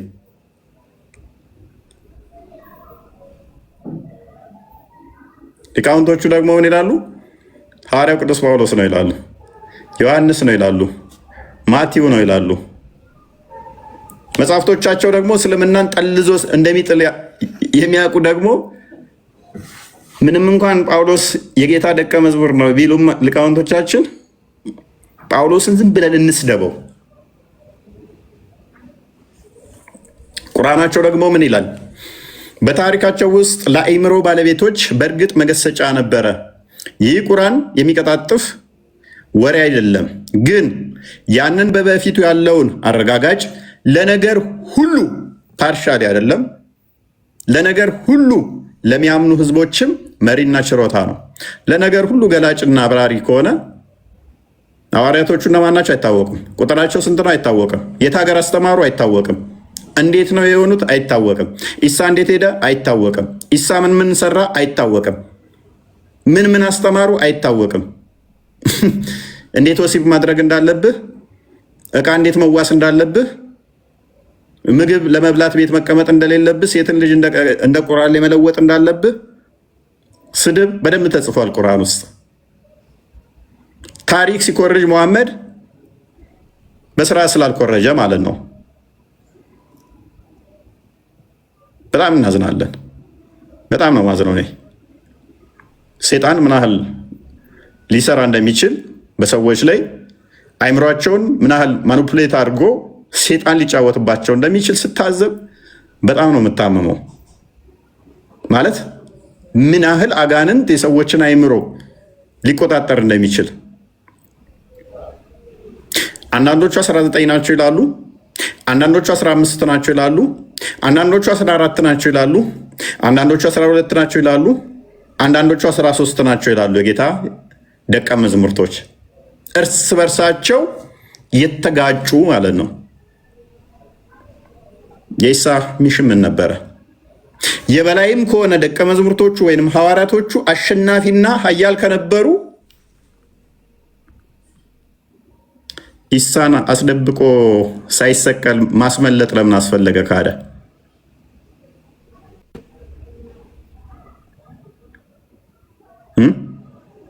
እነኚህ ደቀ መዛሙርቶቹ የበላይ ናቸው ከተባለ ሁለት ሆነው ሄደው እንዳስተማሩ ያምናሉ። ኦኬ፣ እንደዛ ከሆነ ደግሞ አንድ የጻፉትን አንጡ እስቲ። ሁሉም ያስተማሩ ክርስትና ነው አይደለም? ከክርስቲያኖች ታሪክ ከዓለም ታሪክ እንዴት እንደተገደሉ ማለትም እንዴት ሰማዕት እንደሆኑ ማንኛውም ከየትኛውም ከኤቴስቶችም ታሪክ ማምጣት ትችላላችሁ። ሁሉም የሚስማሙበት ክርስትናን ሲሰብኩ እንዴት እንደተሰቃዩ ይታወቃልና አንድ ማስረጃ ማምጣት አይችሉም። እነሱ አንድ ማስረጃ ማምጣት ስለማይችሉ በጨለማው በድፍኑ ስማቸውን አይናገሩም፣ ቁጥራቸውን አይናገሩም፣ ምን እንዳስተማሩ አይናገሩም፣ የት እንደኖሩ አይናገሩም።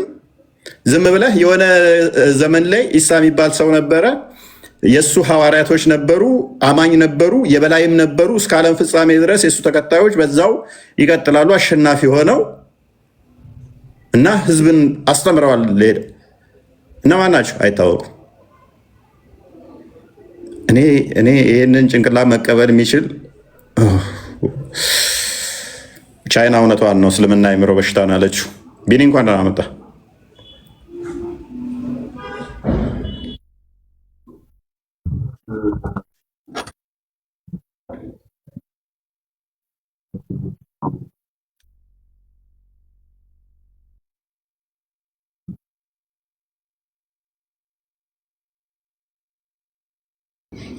የሴት እድር ሊሆን አይችልም። ስለ ሴት የቆመ ሳይሆን ስለ ወንዶች የቆመ ነው። በጣም በብዛት ማየት ይቻላልና የወንድ እድር ነው የሚባለው ራሱ መጽሐፉ ራሱ የወንድ እድር እንደሆነ በግልጽ ያሳያል። እስካሁን ስትናገረውም ነበር። ብዙ ማውጣት ይቻላል። በተለይ የሴቶች ምዕራፍ ተብሎ የተቀመጠ ላይ እዛ የወንድ እድር እንደሆነ ወይም የወንድ የበላይነትን የሚያስቀጥል መጽሐፍ እንደሆነ በግልጽ ያስቀምጣል። እና ወንድማችን አልተሳሳትክም። የወንድ እድር ስለሆነ የሴት እድር ሊሆን አይችልም። የሴት እድር የሚቆመው ለሴቶች መብት ነው፣ ሴቶች የሚሰባሰቡበት ነው። ቁርአን ደግሞ ለሴቶች መብት አንድም ቦታ ስላልቆመ የወንድ እድር ስለሆነ ስህተት ተናግረሃል ብዬ አላስብም። ለማንኛውም ይሄን ለማለት ነው። ቀጥሎ እፎይ ያ በደንብ አስተውሉ። እንግዲህ እስልምና እንደዚህ ከሆነ ያለ መረጃ ላይ የተመሰረተ በእንደዚህ አይነት አቋቋም ላይ የቆመ ከሆነ ምንድነው እሱ ዋስትናችሁ ታዲያ? ምንድነው ዋስትናችሁ? ኢሳ ተመልሶ እንደሚመጣ ቁርአን በግልጽ ይናገራል? የለም። ኢሳ እንዴት አድርጎ ሄደ? የለም መረጃ። ዝም ብሎ ወደ እሱ አነሳው። እንዴት? ማን ነው በሱ ቦታ የተመሰለው? ከሐዋርያቶቹ አንዱ ነው ይሏቸዋል። የትኛው ሐዋርያ? ማን የሚባለው? አይ አንዱ በቃ ዝም ብለህ በደፈናው መን በቃ በደፈናው ዝም ብለህ መን። የዛሬ 10 ዓመት በፊት አንተ ያየኸው ወይ አንቺ ያየሽው ልጅ ዛሬ እኮ እጥሲ ብሎ ሲል ወደ ሰማይ ዘሎ ተመለሰ ብልህ ማን ነው ብለሽ አትጠይቂኝም? እንዴት ማን ነው ማለታችሁ አይቀርም። አይ በቃ እጥሲ ብሏል። የዛሬ 10 ዓመት ብዙ ሰዎችን አይታችኋል። ከ10 ዓመት በፊት ደፈናው አስነጥሶ ወደ ሰማይ ደርሶ ተመልሷል። በቃ እመን እንደዛ ብዬ መጽሐፍ ጽፋለሁ። እመን ያውም ይሄ ታማኝ መሆኑ እናንተ ፈልጋችሁ ማድረስ እድላችሁ ሰፊ ነው። ምክንያቱም የዛሬ 10 ዓመት ላይ እናንተ ያያችሁት ካልኳችሁ በእርግጥም እናንተ አይታችሁታልና ማስታወስ ልትችሉ ትችላላችሁ። በጣም ፈጣንና አይምሮ ካላችሁ ሜይ ቢ 1000 ጊዜ ፈጣን ብትሆኑ ማስታወስ ትንሽ ሊከብድ ይችላል። ሰማው ግን ይሻላል። ይሄ እንግዲህ አስቡ፣ በ1000 ዓመት ወደ ኋላ ተጉዘህ ስሙን ሳይነግርህ ቁጥራቸውን ሳይነግርህ ያስተማሩትን ሳይነግርህ የት እንደኖሩ ሳይነግርህ ሐዋርያቶች የሚባሉ አሉ።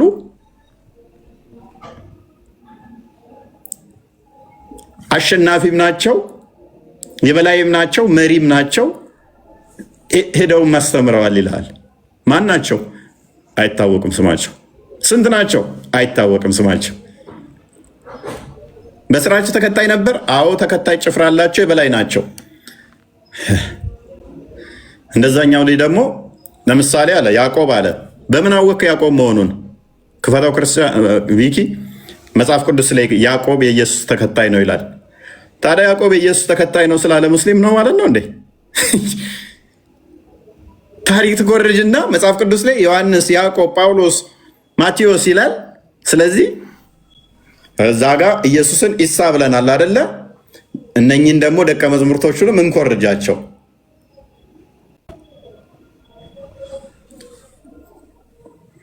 ስትኮርጅ ደግሞ አስተምሮታቸው ያስተማሩት ጠልዞ ይጥልሃል መጽሐፉ። እነሱ ያስተማሩት እነሱ የጻፉት መጽሐፍ ደግሞ እስልምናን ፍርስርሱን ያወጣዋል። ስማቸውን ይወስዱና መጽሐፍቶቻቸውን አንወስድም። እምነታቸውን ራሳችን ዝም ብለን በራሳችን እንጻፍላቸው። መቼ? ከ600 ዓመት በኋላ እነሱ ካለፉ ቁጭ ብለህ አሁን እኔ ብድግ ብዬ አፄ ቴዎድሮስ እንዲህ ነው ብዬ ብጽፍ እንደማለት እኮ ነው።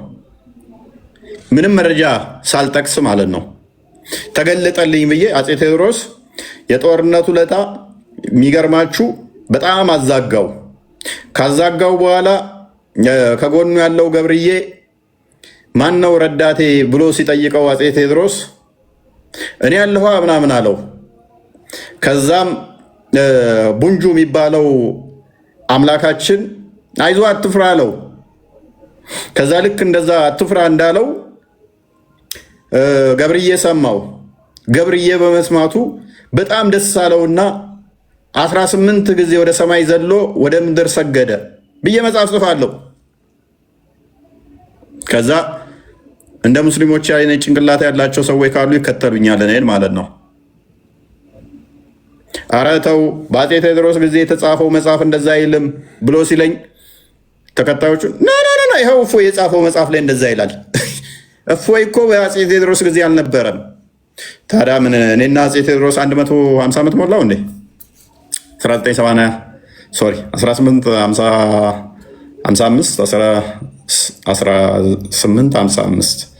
1868 አካባቢ ነው አይደለ ያረፈው ቴዎድሮስ 30 ዓመት 130 150 ዓመት አካባቢ ማለት ነው። ቅርብ ነች 150 ዓመት እንደዛ ብዬ ብጽፍ ቅርብ ነች። ማክሲመም 150 ዓመት ነው። ሙሐመድ እኮ 600 ዓመት ጋፕ ያለውን ነው እንደዚህ ብሎ የጻፈው። እኔ 150 ዓመት ጋፕ ብጽፍ ታዲያ እንደዛ ብዬ ምን ችግር አለ? ከዛ እንደ እስልምና አይነት ጭንቅላት ያላቸው ሰዎች ይከተሉኛል ማለት ነው። እኔ ያውም አፄ ቴዎድሮስ ብዬ ስሙን ጠርቼ በስርዓት ገብርዬ ብዬ ተከታዩን በስርዓት ጠርቼ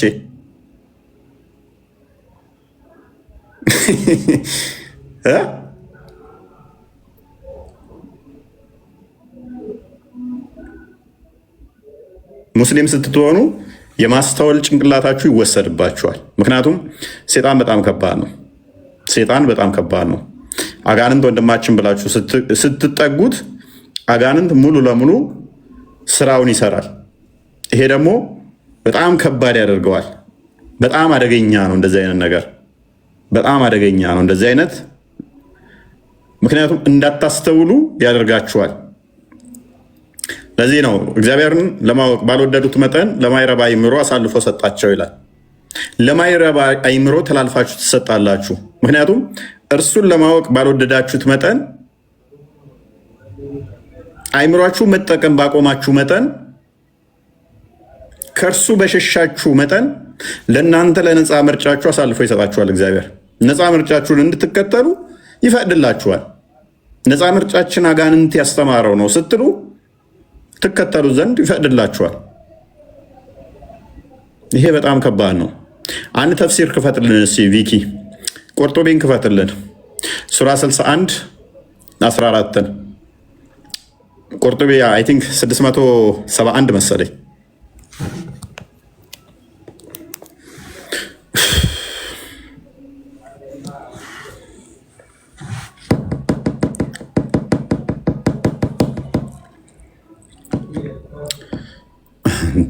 ብልያ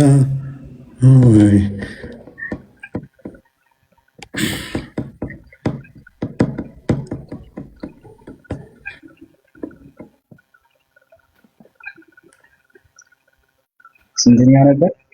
ምዕራፍ 61 14 እፎይ ለምን ትፈራለህ? ቁርጡቢን ትቀበላለህ? 2200 ሰው ባለበት አዋረድኩ እኮ። እውነት ነው። ነብይህን ሆኜ ነው። ቁርጡቢን አይታችኋል። እንደ ነብይ በነብይ ወጥቼ ነው። ቁርጡቢን ትቀበላለህ? ያው 2200 ሰው ባለበት እንግዲህ በደንብ አስመስክርሃል። ምንም እውቀት እንደሌለ ጎበዝ። ስድብ እንጂ እውቀት የለም። ጎበዝ። አሁን ግባ። እውቀት የለም። አስመስክር። እባክህ አሁን የተጠየቀውን ትመልሳለህ። አስመስክርሃል። በቃ ማውረድ ነው። ቁርጡቢን ትቀበላለህ? መልስ የሚመልስልህን ሰው ማስወረድ ብቻ ነው ያንተ እውቀት። አሁን ማንበብ ነው። ማንበብ እውቀት የለም። ጎበዝ። እንደዛ በማለት እውቀትን አታመጣውም። ነብይ ፕሊስ አሁን ተረጋጋና፣ ነብይህም መሀይም ስለሆነ እኛን እንዲጠይቅ ነው የታዘዘው። ሜይ ቢ ማታ ከሆነ ቡሃሪ 1913 ላይ ቡሃሪ 1913 ላይ እኔም ተከታዮቼ መሀይም ናቸው፣ እኛ የምናውቀው የመጽሐፉ ሰዎችን መጠየቅና በእነሱ መመራት ነው ብሏል። ይህም ደግሞ ሱረቱን ተረጋጋ ሱራ 1094 ላይ ሙሐመድ ምንም አታውቀውም ማንን ጠይቅ ተብሏል? የመጽሐፉ ሰዎች። የመጽሐፉ ሰዎች ደግሞ እነማን ናቸው? አይሁድና ክርስቲያኖች።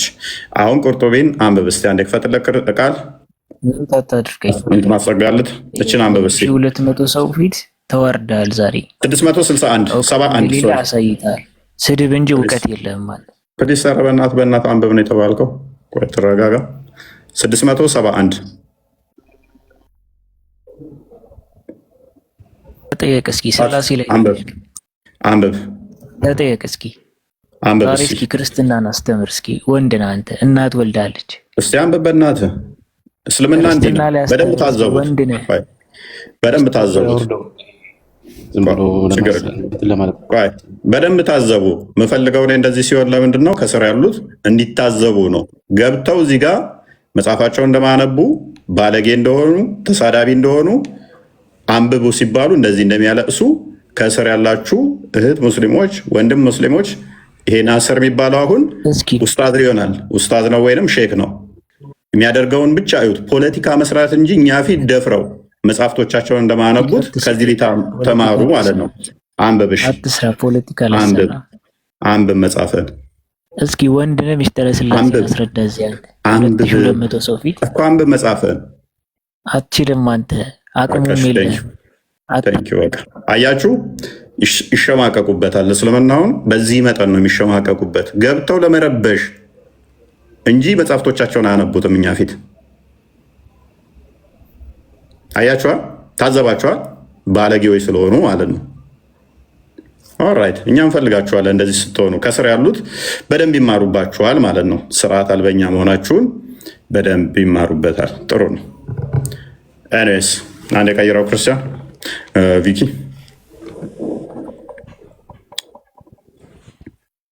አይዛ ድረስ መሄድ ይጠበቅብሃል ብለህ ነው። አውቶማቲክ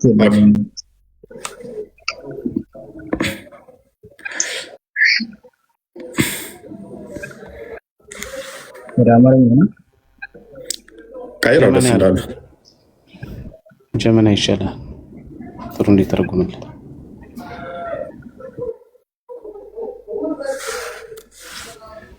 ይሰማል ድምጼ? ይሰማል። በውስጥ 5 ጉዳዮች አሉት። የመጀመሪያው የአላህ ሁሉን ቻይ የሆነው ቃል እናንተ ያመናችሁ የሚለው የቁርአኑን ክፍል ነው እያለ ያስቀምጠውና እንዲህ ይላል። ስለ ዑስማን ቢን ማዙን የተወረደው ለአላህ መልእክተኛ አላህ ይባርካቸውና ሰላም ይስጠው ሰላዋት ያወርዳል እንዲህ ስላላቸው ነው። ብትፈቅዱልኝ ኖሮ ኸውላን እፈታለሁ መነኩሴ ሆናለሁ። አብዝተዋል። አይ ቲንክ ሱራ ስንት ነው የከፈትከው? 61 ነበረ። 61 ቁጥር 11 ነው ያደረኩት። ለካፉ በለኛ 11 ነው ያደረኩት።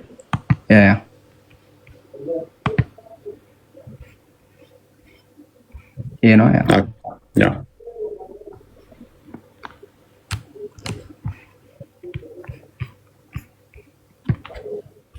እግረ መንገዳችሁ ስትገቡ አትደናቆሩ። እሺ ከስር ነው ወይስ ከመጀመሪያው ልጀምር? እሺ እንትኖቹን ያቸው ሙሉ ስላደረከው አላውቀውም። የትኛው ከዚያም ሙሐመድ እንዲህ ያለ በአረፍተ ነገር ውስጥ በተዘዋዋሪ ትርጉም አለ ይላል። ሙሐመድ ሆይ የእግዚአብሔር ረዳቶች ሁኑ በላቸው ይልና እግዚአብሔር የሚለው አላህ ነው። የኢየሱስ ጓደኞች እንደነበሩት ረዳቶች ሁኑ፣ እርሱም በእግዚአብሔር ጸጋ ረዳቶችና ደቀ መዛሙርቱ ነበሩ ይላል። ደቀ መዛሙርቱ የመልእክተኞቹ ልዩ ጓደኞች ናቸው። ማእመር እንዲህ ብሏል፣ ይህ የሆነው በአላህ ጸጋ ነው፣ ማለትም ደገፉት። እነርሱም 70 ሰዎች ነበሩ። እነሱም 70 ሰዎች ሚላቸው እንግዲህ አሁን 70ዎቹ አርድት የሚባሉትን ማለት ነው። 72ቶቹ አርድቶች የሚባሉትን 70 ሰዎች ነበሩ ይላቸዋል። እንዴት እንደሚኮርጅ ብቻ አዩ። ዝቅ አድርገውና እነ ጳውሎስም ምናምን ያነሳል። ከዛ ከላይ ደቀ መዛሙርት ዝቅ አድርገው ነው ወደ ታች ተቃራኒ። ያው እንዲህ ይላል፣ አላህ በኢሳ ዘመን ያመኑትን ሙሐመድን በካዶች ላይ እንዲያሸንፉ በማድረግ ረዳቸው ይልና እንዲህም ተብሎ ነበር፣ አሁን ሙስሊሞቹ ከሁለቱ የተሳሳቱ ቡድኖች ጋር ደግፏቸዋል። አላህ ነበረ ከዚያም ወደ ላይ ያሉትን የአላህ ልጅ እግዚአብሔርን ወደ ራሱ አስነሳው ይላል። የእግዚአብሔር ልጅ ነበር፣ አላህም ወደ ራሱ አስነሳው። ከፍ አድርገው ያው ደቀ መዛሙርቱ አጥቷቸዋል። እሱ ጋር አንብበው ኢየሱስ እሱ ጋር ያለውን አንብበው። ያንተን የጨመርኩበት ምንድነው ፎንት ሳይዝ እሺ ይታያችኋል። እሺ ኢየሱስ ወይም ኢሳ ኢብን ሻቅ እንዲህ ብሏል። የታሪክ ምሁሩ ኢሳ ከደቀ መዛሙርቱና ከተከታዮቹ መካከል የላካቸው ጴጥሮስና ጳውሎስ ወደ ሮም፣ እንድሪያስና ማቴዎስ ወደ ህዝቡ የሚበሉበት ምድር ወደሚበሉበት ምድር ህዝቦች ወደሚበሉበት ሰው ወደሚበሉበት ማለት ነው። ህዝቡ ወደሚበላበት ቦታ፣ ቶማስ ወደ ምስራቅ ወደ ባቢሎን ምድር፣ ፊልጶስ ወደ ካርቴጅ በአፍሪካ ውስጥ ወዳለችው ወደ ካርቴጅ ማለት ነው፣ ዮሐንስ ወደ ደሴት ደሴስ የዋሻው ሰዎች መንደር ማለት ነው በቅንፍ፣ ያዕቆብ ወደ ቅድስት ከተማ ወደ ኢየሩሳሌም ሄደ። ኦኬ እንግዲህ ምን አለ ኮረጁት ይው ደቀ መዛሙርቶቻችንን ወስደው ጳውሎስ፣ ማቴዎስ፣ ጴጥሮስ ማቴዎስ የኛ ነው እያሉን ነው። ጳውሎስ የኛ ነው እያሉን ነው። ሙፈሲሮቹ መጥተው ጳውሎስ የኛ ነው፣ ማቴዎስ የኛ ነው፣ ጴጥሮስ የኛ ኦኬ። እንደያ ከሆነማ አስተምሮታቸውንም ውሰደው፣ መጽሐፍቶቻቸውንም መጽሐፍቶቻቸው ወገበ ዛላውን ነው የሚቆርጠው። የእስልምናን አስተምሮ በጠረባ ነው የሚለው።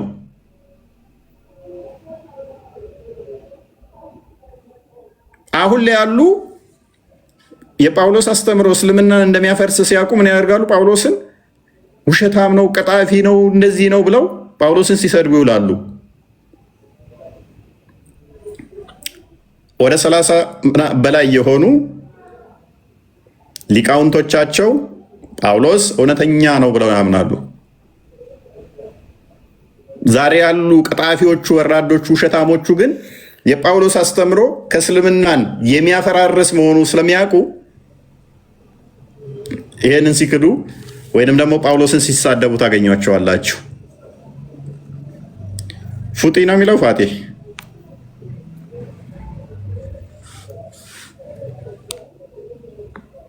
ፉጢ ሙስሊም ክርስቲያን ይሰማል። ይሄ ምን ትሉታላችሁ?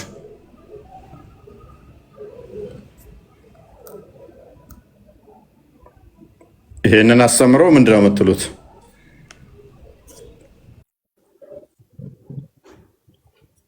ስልክ የገባ አስቸገረኝ። ለዛ ነው ያወጣሁት። ኦኬ ጳውሎስ ሐዋርያ ነው ብለህ የእሱ ሐዋርያ እንደሆነ ታምናለህ? በክርስቲያንና በሙስሊም በሙስሊሞች አረ እኔ በእነሱ እሱ እንዳለ መራሱ አላውቅም። እሺ የኢየሱስ ሐዋርያቶች እነማን ናቸው በእስልምና?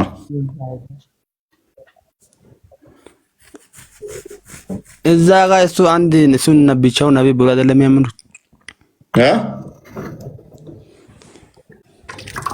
እኔ እንጃ እኔ በክርስቲያና ነው የማውቀው፣ በሙስሊም አላውቅም። እስልምናውን አልነገሩህም? እሱን አልነገሩኝም። ዘላለም አይነግሩህም። ዛሬ አይደለም 1000 ዓመት ወደፊትም ብንሄድ 1000 ዓመት አይደለም 1 ሚሊዮን ዓመት ብንታገስ ሊነግሩ አይችሉም። ሊመጣም አይችልም። ጳውሎስ ነው እንዳይሉ አሁን ተሸማቀውበታል። ምክንያቱም የጳውሎስ አስተምሮ እስልምናን የሚያፈራርስ መሆኑን ስላሳየን ደጋግመን ስላሳየን። አይ ቲንክ ፉጢ ሙስሊም አትመስለኝም ቢኒ፣ ምክንያቱም አይኮኑም አላመሳች። ፉጢ ሙስሊም ነሽ? ፋጤ የሚለው እኮ ነው። ፋጤ እንደዚህ ነው እንዴ? መሰለኝ እንደዚህ አለ። ደግማ እንዳታስገባት ከስር ትማር። ሙስሊም ሆነስ ክርስቲያን ነች። አይ ሙስሊም ሆነ ክርስቲያን ከስር ሆና ትማር። በደንብ አስተውሉ። ማን ናቸው? ማን ናቸው? ጳውሎስን ወሰዱብን። ማልቀስ ይሻል ይሆን? ጳውሎስን ወሰዱብን። ብድግ ብሎ የአንተ ቤተሰቦች እኮ ሙስሊም ናቸው እንደማለት እኮ ነው። ኧረ ተው አባቴ እኔ እስከ ሞተበት ድረስ አውቃለሁ ክርስቲያን ነው ስትለው ኖ ይኸው አሁን ትናንትና የተጻፈ መጽሐፍ ላይ ሙስሊም ነው ይላል። እሱ ትናንትና ነው የተጻፈው። ኖ የጻፈው ሰውዬ እኮ አምላኩ ነው የነገረው። ኧረ ተው አባቴ የጻፈው መጽሐፍ አለ። ስለ ራሱ አባቴ የጻፈው መጽሐፍ ይሆንና እንደ አባቴ የጻፈው መጽሐፍ ተው እባክህን። አሁን እኔም ነግረን ብቻ ምን ጳውሎስ የጻፈው ስለ ራሱ እያለ ጳውሎስ ስለ ራሱ የተናገረው እያለ ከ600 ዓመት በኋላ መጥቶ ሰንበዲ ጳውሎስ እንደዚህ ነው ብሎ ሲል ሶሪ 600 ዓመት አይደለም ሶሪ ቁርጡቢ ማለት 671 ማለት ስንት ማለት ነው? ወደ 1200 ዓመት በኋላ ከ1200 ዓመት በኋላ ከ1200 ምናምን ዓመት በኋላ መጥቶ ጳውሎስ እንዲህ ነው ብሎ ሲነግረ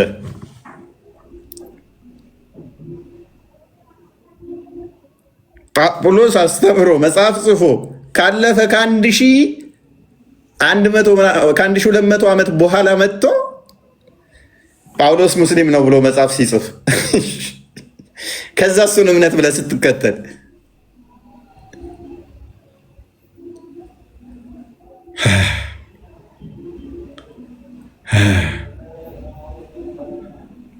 ይህንን ጭንቅላትማ አለማድነቅ በምን ይቻላል? ከምር በዚህ መጠን ደድቦ እስልምናን መከተል በራሱ ብቃት ይጠይቃል። የምሬን ነው፣ ብቃት ይጠይቃል። በዚህ መጠን ጭንቅላትን ሳይጠቀሙ እስልምና ውስጥ መቆየት በራሱ ብቃት ይጠይቃል። ሰው እችን የጠፍሩን ቆሻሻ ያህል አይምሮውን ከተጠቀመ እስልምና ውስጥ ዛሬ አያድርም። አይምሮውን ዲሞምፖዘስ ካላደረገው በስተቀር ትንጥዬ ከተጠቀመ ኢሳ ለምንድን ነው የመጣው? ምንስ ሚሽን ያሳካው ብሎ ከጠየቀ ከእስልምና ውስጥ ቀጥታ ይወጣል። ለምንድን ነው እሱ ተመልሶ ይመጣል የተባልኩት ብሎ ከጠየቀ ቀጥታ ከእስልምና ይወጣል። ሐዋርያቶቹ ምን ሰበኩ? ምንስ አስተማሩ? የበላይ እስከሆኑ ለምን ድብብቆች መጫወት አስፈለገ? መደበቅ የሚያስፈልገው አንድ አካል ሽንፈት ሲገጥመው ነው። አሸናፊና የበላይ ከሆነ መደበቅም አይጠበቅበትም።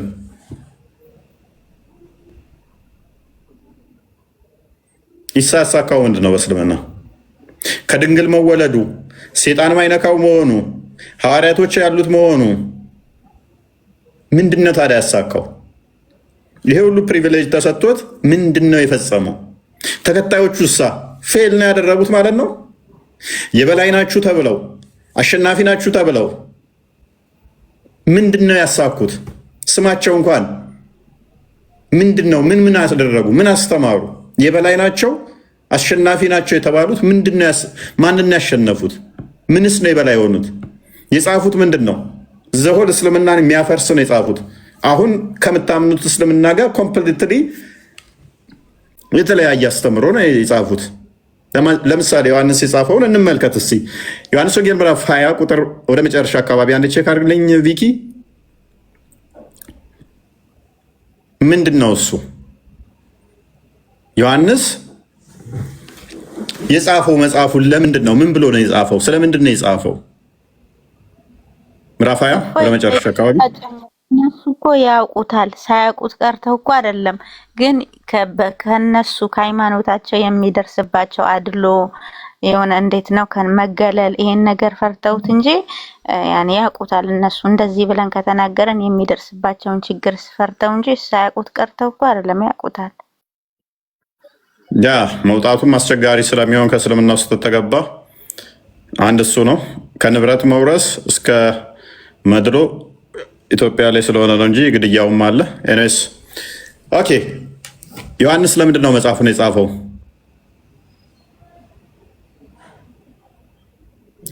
ዮሐንስ የጌታ ደቀ መዝሙር ከ12ቱ አንዱ መጽሐፉን ለምንድን ነው የጻፈው? ዮሐንስ ይንገረን እስቲ። ነገር ግን ኢየሱስ ክርስቶስ የእግዚአብሔር ልጅ እንደሆነ ታምኑ ዘንድ አምናችሁም በስሙ ሕይወት ይሆንላችሁ ዘንድ ይሄ ተጽፏል አለ። የጌታ ደቀ መዝሙር መጽሐፉን የጻፉት ለምንድን ነው? ኢየሱስ የእግዚአብሔር ልጅ መሆኑን አምነን በስሙም ሕይወት ይሆንልን ዘንድ ነው የተጻፈው መጽሐፍ ይሉናል። የማ የክርስቶስ ሐዋርያ፣ የክርስቶስ ደቀ መዝሙር እንደዚህ ብለው ከነገሩን ከ600 ዓመት በኋላ የመጣው ቁርአንን የጻፈበት ምክንያት ዓላማው ምንድን ነው?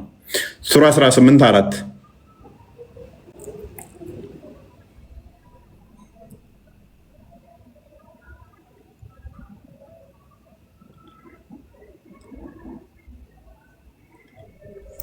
እነዚያንም አላህ ልጅን ይዟል ያሉትን ሊያስፈራራበት አወረደው ይላል።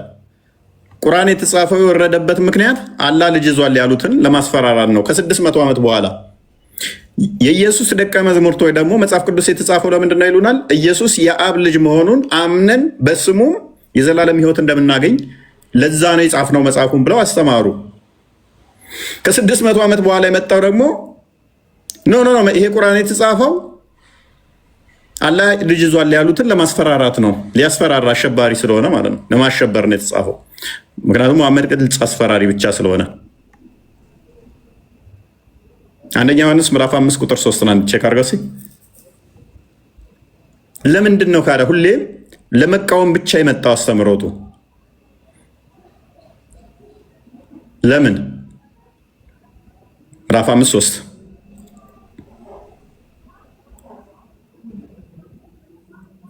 ኦኬ ከፍ አድርገው እስኪ። ኦኬ ቁጥር 5 ላይ አድርግልኝ። ኢየሱስ የእግዚአብሔር ልጅ እንደሆነ ከሚያምን በቀር ዓለምን የሚያሸንፍ ማን ነው ይላል ዮሐንስ መልእክቱን ሲጽፍ። አሸናፊው ማን ነው ይለናል? ኢየሱስ የእግዚአብሔር ልጅ መሆኑን የሚያምን ነው ይላል።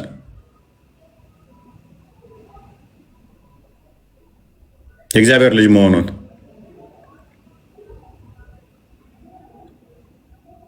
ቁጥር 20 ላይ አድርገው።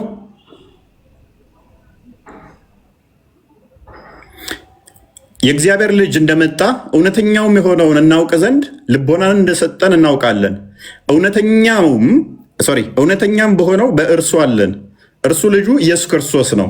እርሱ እውነተኛ አምላክና የዘላለም ሕይወት ነው ይለናል።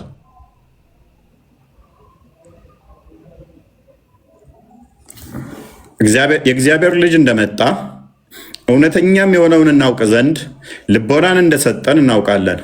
እውነተኛም በሆነው በእርሱ አለን። እርሱ ክርስቶስ፣ እርሱም ልጁ ኢየሱስ ክርስቶስ ነው። እርሱ እውነተኛ አምላክና የዘላለም ሕይወት ነው ይለናል መጽሐፍ ቅዱስ። እውነተኛ አምላክ የዘላለም ሕይወት የሚሰጠን ኢየሱስ ክርስቶስ የእግዚአብሔር ልጅ መሆኑን የጌታ ደቀ መዛሙርቶች ሐዋርያቶች ጻፉልን። እስልምና ደግሞ ይህንን ተቃውሞ መጣ፣ ይህንን ተቃርኖ መጣ። በጣም እናዝናለን ሙስሊሞች። ምን ያህል አጋንንት አይምሯችሁን እንደተቆጣጠረው ስናስብ ይሄንን እንደ ፀሐይ ፍክት ብሎ የሚታየን ደመና በሌለበት ወለል ብላ ፀሐይ እንደምትታየው ወለል ብሎ ወንጌል እየታየ መልእክታቶቹ የጻፉት እየታየ አይምሯቸው ምን ያህል እንደተቆጣጠረውና እንዳያስተውሉ እንዳደረጋቸው ስታስቡ እኛን ደግሞ ይሄንን እውነት ከሐሰት እንድንለይ ያስቻለን አምላክ የተመሰገነ ይሁን። እውነተኛ የሆነውን እናውቅ ዘንድ ልቦናን እንደሰጠን እናውቃለን አለ። እውነተኛም በሆነው በእርሱ አለን አለ። በማ በክርስቶስ አለን። እርሱ ልጁ ኢየሱስ ክርስቶስ ነው። እርሱ እውነተኛ አምላክና የዘላለም ሕይወት ነው። ምክንያቱም እርሱ በዮሐንስ ወንጌል ምዕራፍ 14 ቁጥር 6 ላይ እኔ እውነት ሕይወት መንገድ ነኝ ብሏልና እርሱ እውነት ነውና፣ እርሱ እውነት ነው፣ እርሱ መንገድ ነው፣ እርሱ ሕይወት ነው። እኔ መንገድ ነኝ አለ። ያ መንገድ ጠማማ መንገድ አይደለም፣ እውነተኛ መንገድ ነው። ያም እውነተኛ መንገድ ሕይወት ነው። ክርስቶስ ሕይወት ነው።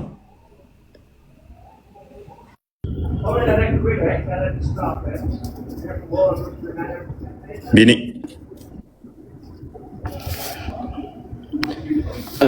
በጣም የሚገርም ነው። አንድ ነገር ብቻ ልጨምር። በጣም ትልቅ ፓራዶክስ የሆነ ትምህርት አለ በእስልምና ውስጥ። በእርግጥ ሱራ 3 ላይ ይመስለኛል 55 አካባቢ እነዛ ያመኑትን ይላል ከነዛ ከካዱት በላይ እስከ ትንሣኤ ቀን ድረስ በላጭ እናደርጋቸዋለን የሚል ቃል አለ ሱራ 3 55 ላይ እና እነዚያ ያመኑት የተባሉት ሐዋርያቶች ናቸው። እኛ ሐዋርያ ነን ሲሉ ምን አላቸው አላህ? እነዛ ያመኑትን እነዛ ከካዱት በላይ እስከ ትንሣኤ ቀን ድረስ በላጭ እናደርጋቸዋለን የሚል ቃል አለ። የካዱት የተባሉት አይሁዳውያን ናቸው። ያመኑት የተባሉት ደግሞ ምኖች ናቸው? ሐዋርያቶች ነው እንደዛ ብሎ የሚናገረው። ስለዚህ እነዚህ ሐዋርያት ደግሞ አሁን እፎይ እንዳስተማረን እንደነገረን ያመኑት ምን ብለው ነው? ኢየሱስ ክርስቶስ የእግዚአብሔር ልጅ ነው፣ ኢየሱስ ክርስቶስ ራሱ እግዚአብሔር ነው ብለው ነው የሰበኩት። ስብከታቸው ሁሉ ይሄ ነው። ክርስቶስ ኢየሱስ ስለኛ ይመጣል፣ ስለኛ መስዋዕት ሆኗል፣ ይቅርታ ስለኛ ቤዛ ሆኗል ብለው ነው ስብከታቸው ሁሉ። ይሄን ያመኑትን እስከ ትንሣኤ ቀን የበላይ ያደርጋቸዋለሁ ከካዱት የካዱት አይሁዳውያን ደግሞ ክርስቶስን አጠቃላይ ሪጀክት አድርገዋል። የእግዚአብሔር ልጅ መሆኑን አልተቀበሉም፣ መሲህ መሆኑን አልተቀበሉም። ስለዚህ እነዚህ ይበልጣሉ ብሎ ተናግሯል። እና ይሄ ትልቅ ፓራዶክስ ነው በእስልምና። እነዚህ የታሉ? እንደ እስልምና አስተምሮ እነዛ ያመኑት ከካዱት በላይ አደርጋቸዋለሁ የሚለው የት ነው ያሉት? ክርስቲያኖችን ካልሆነ ሊትራሊ ክርስቲያኖችን የሚወክል ነው። በነገራችን ላይ ትንቢት ነው ብለው ካሰቡ እነሱ ይሄ ትንቢት የተሳካው መቼም በክርስቲያኖች ናቸው። ከአይሁድ በላይ በስፋት ያሉት እነማን ናቸው? ክርስቲያኖች ናቸው። አሁን ላይ ኢየሱስ ክርስቶስ የእግዚአብሔር ልጅ እንደሆነ የሚያምኑ እግዚአብሔር መሆኑን የሚያምኑ ብዙ ክርስቲያኖች አሉ፣ ከእስልምናም በላይ ማለት ነው በቁጥር። ስለዚህ እነዛን የበላይ አደርጋቸዋለሁ ሲል ያው በጉልበት በምናምን አይደለም፣ እንደሚሞቱ ይታወቃሉ፣ በሃይማኖታቸው። ስለዚህ በሃይማኖታቸው ከአይሁድ በላይ የሆኑ እምነታቸው ትክክል ነው ብሎ ቁርአን ያረጋገጠው እነማን ናቸው? ለዚህ መልስ አላችሁ? ሙስሊም ናቸው የምትሉ ከሆነ የት አሉ ታዲያ? እስከ ትንሣኤ ቀን ድረስ የበላይ እናደርጋቸዋለን ያለው መሐመድ እስከሚመጣ ሰዓት ላይ የት ነበሩ? ኦኬ፣ የት ነበሩ? ምክንያቱም እነዛ ከካዱት በላይ ያመኑትን እስከ ትንሣኤ ቀን የበላይ እናደርጋቸዋለን ያለው የተቋረጠ ነገር አለ። ስለዚህ ቀጥታ እነዛ ያመኑት የበላይ እንደሚሆኑ ተናግሯል። የታሉ ነው? ኦኬ፣ የታሉ? አይ እናንተን ነው የምትሉ ከሆነ በቃ እስልምና ወይም ደግሞ አላህ የሚባለው አምላክ እውቅና እየሰጠን ነው ማለት ነው። እኛ ነን የበላይ ይሆን ነው። እስከ ትንሣኤ ድረስ ደግሞ የበላይ ሆነን የምንቆየው እኛ ነን ማለት ነው። ይሄ ማለት ደግሞ እምነታችንን ኮንፈርም እያደረገልን ነው ማለት ነው። ስለዚህ ይህን ፓራዶክስ መፍታት መቻል አለባቸው ሙስሊሞች። አለበለዚያ ይህን ክፍል እንዴት እንደምትፈቱት አላውቅም። ለማንኛውም ትልቅ ፓራዶክስ ነው ማለት ነው። ከዛ ውጭ ስለ ኢየሱስ ክርስቶስ ሐዋርያት ምን ሰበኩ? አሁን እፎይ ከተናገረው በላይ እኔ ብዙ መናገር አልፈልግም። ቅድም ሱራ 61 ቁጥር 6 ላይ መስለኝ ካልተሳሳትኩ እዛ ላይ ስለ ኢሳ ሐዋርያት የሚናገርበት ክፍል አለ። እዛ ክፍል ላይ በግልጽ ድምጽ ግን ይረብሻቸዋል። እፎይ ድምጽ አለ ከኋላ የድምጽ ሰዎች አሉ። የሚገባ ከሆነ ላቁም። ይገባል። ቀጥልን። በቃ እዛ ክፍል ላይ በግልጽ በጣም ብዙ ናቸው ያሉት። በቃ አሁን እየቀረቡ መጥቶ ቀጥሉ። የበላይ ከሆኑ እነማን ናቸው? ሱራ 61:14 ላይ ነው። እነማን ናቸው? ምንድነው ያስተማሩት? ሱራ 156ን አንዴ ቼክ አድርገው እንትና ቪኪ ሁለት ጭፍሮች እንዳሉ የሚናገረው መጽሐፍ የተሰጣቸው እነኚህ ሁለት ጭፍሮች ደግሞ አይሁድና ክርስቲያኖች ናቸው።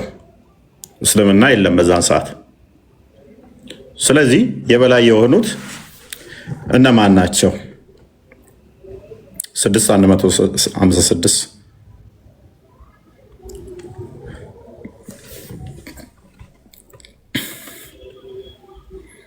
እነማን ናቸው? ኦኬ፣ ያወረድነው መጽሐፍ የተወረደው ከበፊታችን በሁለቱ ጭፍሮች ላይ ብቻ ነው፣ እኛም ከንባባቸው ደንጊዎች ነበርን እንዳትሉ ነው ይላል። ስለዚህ ቁርአን የወረደው በሁለት ጭፍሮች ላይ ብቻ ነው እንዳትሉ ለእናንተ ሶስተኛ ጭፍራ ወርዶላችኋል ነው። ያመነችው ጭፍራ የበላይ ሆነች ከተባለ ሁለቱ ጭፍሮች እነማን ናቸው ከተባለ አይሁድና ክርስቲያኖች ናቸው። መጽሐፉ ባለቤቶች መጽሐፉን የሚያነቡ ሁለቱ ጭፍሮች አይሁድና ክርስቲያን ናቸው። በቀራ 113 አንድ ቼክ አድርገው። ታዲያ እነኚህ አይሁድና ክርስቲያኖች እምነታቸው ከእስልምና ጋር ምን ይገናኛል? ምንም አይገናኝ ከሆነ ደግሞ የኢየሱስ ተከታዮች እነሱ ዛሬ ላይ መታችሁ ሙስሊም ነው ስትሏቸው አታፍሩም ወይ? 113 ነው ያልኩህ። አታፍሩም ወይ?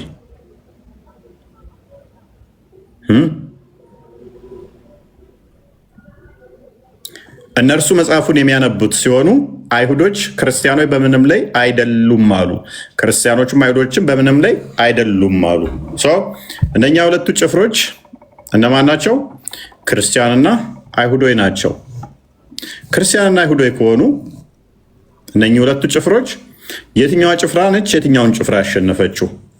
የኢሳ ተከታዮችስ በየትኛው ጭፍራ ውስጥ ነበሩ ነው ጥያቄው። ይሄንን መመለስ ይችላል? አይኖርም። ከስር ብዙ ሙስሊሞች አሉ፣ አልደፈሩትም። ዛሬ ብቻ አይደለም፣ ሰሞኑን የገባንበትን አይታችኋል። ከክርስትናው ጋር ገናኝተን ስንገባ እስልምናን አይደፍሩትም። በቃ እስልምና እንደዚህ መፍርከስከስ እንደሚችል ገብቷቸዋል ማለት ነው። ቁጭ ብለው እየተማሩ ነው። ጥሩ ነው። እዚህ ገብታችሁ ከመዳረቅም ይሻላችኋል። ባይዘይ በደንብ ኖት እያያዛችሁ መስጊድ ላይ እንደዚህ እንደማያስተምሯችሁ አይ ነው። እኛም ኢነርጂ እኮ እየጨረስን ነው፣ እየገባን አንዳንዴ ኢነርጂያችንን ዝም ብለን እየገደልን ነው። እናንተ አታውቁም ወይም ለማወቅ አትፈልጉም። እንደዚህ ግን ስርዓት ይዛችሁ ስትማሩ ከስር ስኮል በጣም ጥሩ ነው፣ መማር አለባችሁ። እንደዚህ ግን ስትማሩ ኖት ያዙ፣ ኖት መያዝ ልመዱ፣ መረጃ ያዙ። የምናወራው እያንዳንዱ በመረጃና በማስረጃ ስለሆነ ማለት ነው። ይሄ ለእናንተ በጣም ጠቃሚያችሁ ይሆናል ማለት ነው። ቃልና ቪኪ ቤላ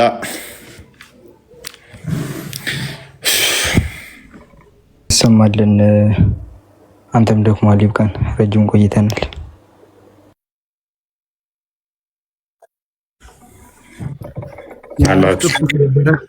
ቃሎት ያሰማልን። አሪፍ ትምህርት ተምረንበታል ብዬ አስባለሁ። ብዙ ነገሮች የሚወጣለት ነው። እስልምና አጣብቂኝ ውስጥ ቢገባበት ነው ብዙ ጥያቄ የሚነሳበት ነው። እንደውም አይ ቲንክ ጥቂቱን ነው ላይ ያነሳው አይደለ? ቦስ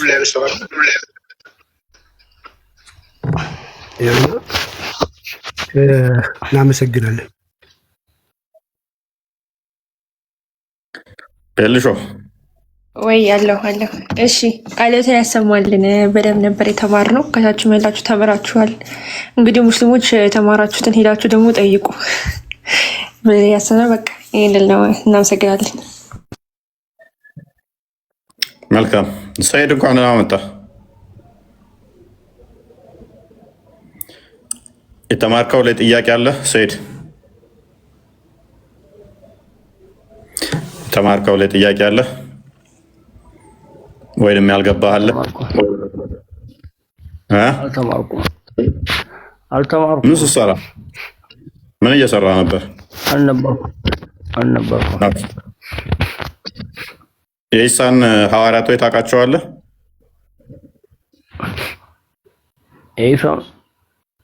የኢሳን ሐዋርያቶች ታውቃቸዋለህ? ኦኬ። የኢሳ ሐዋርያቶች ስንት ናቸው? 24 ናቸው። ኦኬ። ምን ነበር እምነታቸው? ሙስሊም ነበሩ። ኦኬ። 24ቱም ወንዶች ናቸው? ሴቶችም አሉበት? ወንዶች ናቸው። ዋው። የት ሀገር ነው ያስተማሩት? እስራኤል። ኦኬ። እስኪ ከ24 ውስጥ እንደው ሁለቱን ስማቸው መጥቀስ ትችላለህ?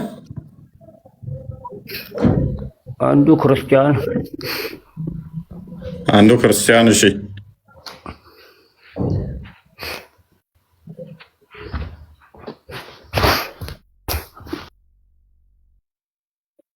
አንደኛውስ?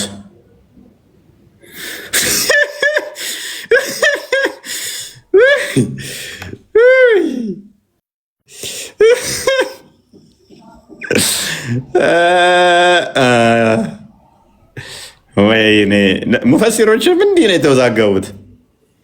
አይ ቲንክ 24ም ያሉ አሉ። አክቹዋሊ ሙፈሲሮቹ 19ም ናቸው ያሉ አሉ። 13 ናቸው ያሉ አሉ። 14 ናቸው ያሉ አሉ። 12 ናቸው ያሉ አሉ። ሙፈሲሮቹም እንደዚህ ነው ውዝግብ ያሉት። ደግሞ ምን እንደሚል ታውቃላችሁ? ቁርአናቸው በኢሳ ጉዳይ ላይ ጥርጣሬን ከመከተል እንጂ እውነት የላቸውም፣ እነሱ በጥርጣሬ ውስጥ ናቸው ብሎ እኮ ይላል። ጥርጣሬን እየተከተለ ያለው ግን ማን ነው? ውዝግብ ውስጥ ያለው ማን ነው? ራሳቸው ሙስሊሞች። አንዱ ሌላ ይላል፣ የቅድሞቹ 12 አሉ። ይሄንኛው ደግሞ 14 አለ። ሶሪ 24 አለ። 19 የሚሉ አሉ፣ 15 የሚሉ አሉ፣ 14 የሚሉ አሉ፣ 13 የሚሉ አሉ፣ 15 12 የሚሉ አሉ። እነዚህ ነው ውዝግብግብ ያሉት ለራሳቸው ማለት ነው። ግን በኢሳ ጉዳይ ላይ የተሳሳቱት አካላት በሱ ጉዳይ ላይ ውዝግብን ከመከተል ውጭ የላቸውም ይላል። ጥርጣሬ ውስጥ ናቸው ይላል። ማን የተጠራጠረው? የሐዋርያቶችን ስም አያውቁም፣ ቁጥራቸውን ብዛት አያውቁም፣ የት ሀገር እንዳስተማሩ አያውቁም፣ እንዴት እንደሞቱም አያውቁም። ኢብን እናት ውስጥ እንዴት ነው እናቱን ጨምሮ ተመስሎባቸው ነው የሞተው ብሎ ነው የሚያምኑት። እና ኢሳ ሞተ ብሎ ማመን ደግሞ ካፊር የሚያደርግ ከሆነ ኢማጂን እነዛ ሰዎች ከፍረው ነው የሞቱት ማለት ነው። የሆነ ዘመን ላይ ኢሳ ተሰቀለ ብሎ ማመን መሐመድ እስኪመጣ ባለው ጊዜ ውስጥ እንግዲህ በርካታ ዘመናት አሉ። ወደ 500 ክፍለ ዘመን ቀልድ አይደለም፣ ኢንክሉዲንግ ሐዋርያቶቹን ጨምሮ። እነዛስ ደግሞ ያዩትና በእጃቸው በአይናቸው ያዩት በእጃቸው የዳሰሱትን የተሰቀለውን ክርስቶስ ሰበኩልን። አላህ አስመሰለባቸው ቢል ከ600 ዓመት በኋላ መሐመድ መጥቶ እኛ እነሱን የምንሰማስ አላህስ እንዴት ይጠይቀናል? ፍትሐዊነት የሚባል ነገር አለ። በጣም ብዙ ነገር ነው የሚነሳውና ሙስሊሞች ታሳዝናላችሁ። እየተወዛገባችሁ ያላችሁ ቲንክ በግልጽ እንደሚታየው እናንተ ናችሁ። ታው እነሱ አልተዋዛገቡም። የኢሳ ተከታዮች ሙስሊም ናቸው። እነማን ናቸው? አናቅም። ስንት ናቸው? አናቅም። እንዴት ነው የሞቱት? አናቅም። ምንድን ነው ያስተማሩት? አናቅም። የት ነው ያስተማሩት? አናቅም። ታዲያ በምንድን ነው እሱ ሙስሊም ነው ያላቸው ያላችሁት? መሐመድ ነገረን ከ600 ዓመት በኋላ መጥቶ ረቻ ማቻውን ወረዱ ከቤቴ ይበቃናል። 6 ሰዓት አናቱ ልንጨርስ። ያኛው አካውንት እምቢ ብሎኝ ነው በዚህኛው የገባሁት። ይሄንኛው አካውንት ተቀጥቅጧል። ዛሬም 1+1+3 ይላል ማለት ነው። ከሲደመር ቁጥር ያልዘለ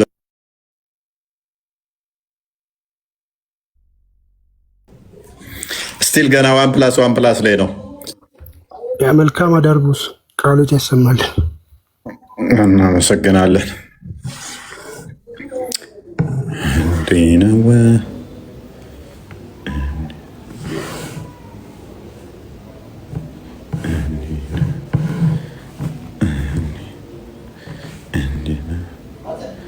ኦራይት እናንተ ሰዎች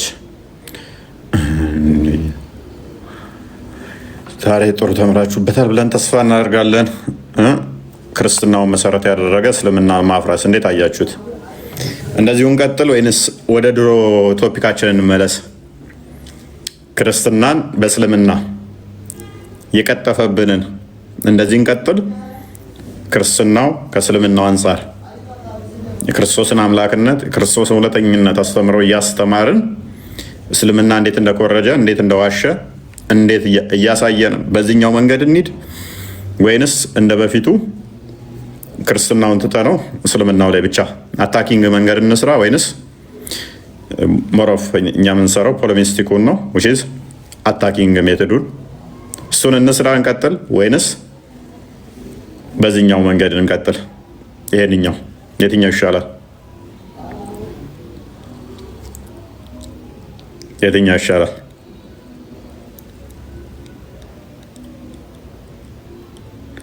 ይቀጥል። ስለዚህ ክርስትናውንም እያነሳን እስልምናው አንጻር ማለት ነው። ያ እንደዚህ ከሄድንባቸው እንዴት እንደሚፈርከሰከሱ አያችሁ አይደለ? ቤታቸውን ዘግተው እፎይ ክርስትና ላይ አስተምረም እንደሚሉ መስሏቸዋል። እያንዳንዷን ቶፒክ አድርገን ስንገባ ክርስቶስ አምላክነት ላይ ስንገባ እያችሁታ እስልምና እንዴት ድባቅ እንደምንመታው እነሱ የዛሬ ስንት ዓመት በፊት የተገነቡ አርጉመንት ላይ ስታክ አድርገው ተቀምጠዋል። የአህመድ ዲዳት አርጉመንት ላይ ስታክ አድርገው ቆመዋል። የእነሱን አርጉመንት በሰከንድ ውስጥ ማፍረስ የሚችል ስፒድ ላይ ነን ያለ ነው። እኛ እስልምናን አፈራርሶ የሚጥል አርጉመንት ላይ ገብተናል። እኛ ከፈለገን አታኪንጉን ብቻ ሰርተን እስልምና ማፍረስ እንችላለን። ከፈለግንም ደግሞ ክርስትናውን እያነሳን የክርስትናን እውነተኝነት እያሳየን እስልምናን ተቃራኒ ደግሞ ምን ያህል ሐሰተኛ መሆኑን ማሳየት እንችላለን። ቱዌ ማሳየት እንችላለን። በዚህ ሳምንት ተርታውን የገባነውን አያችሁ። ክርስትና ላይ ቤዛ አድርገን መጽሐፍ ቅዱስ ላይ ቤዛ አድርገን ነው እስልምናን እያፈረስን ያለ ነው። which is ሁለቱንም ፓራላል እያነሳን ማለት ነው። ሁለቱንም እየጠቀስን የሉም። እንደ ዜሮ እንደሚገቡ አያችኋቸዋል።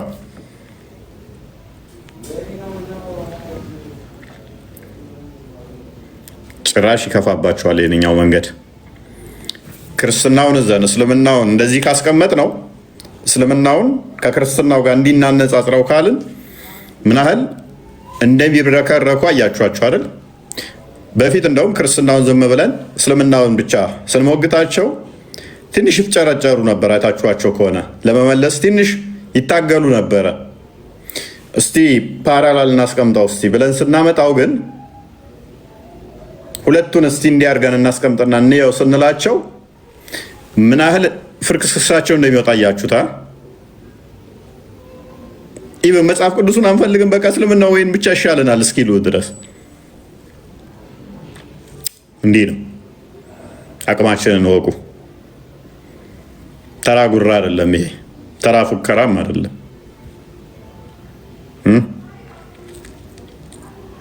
አጤራ በማሳየትም አይደለም።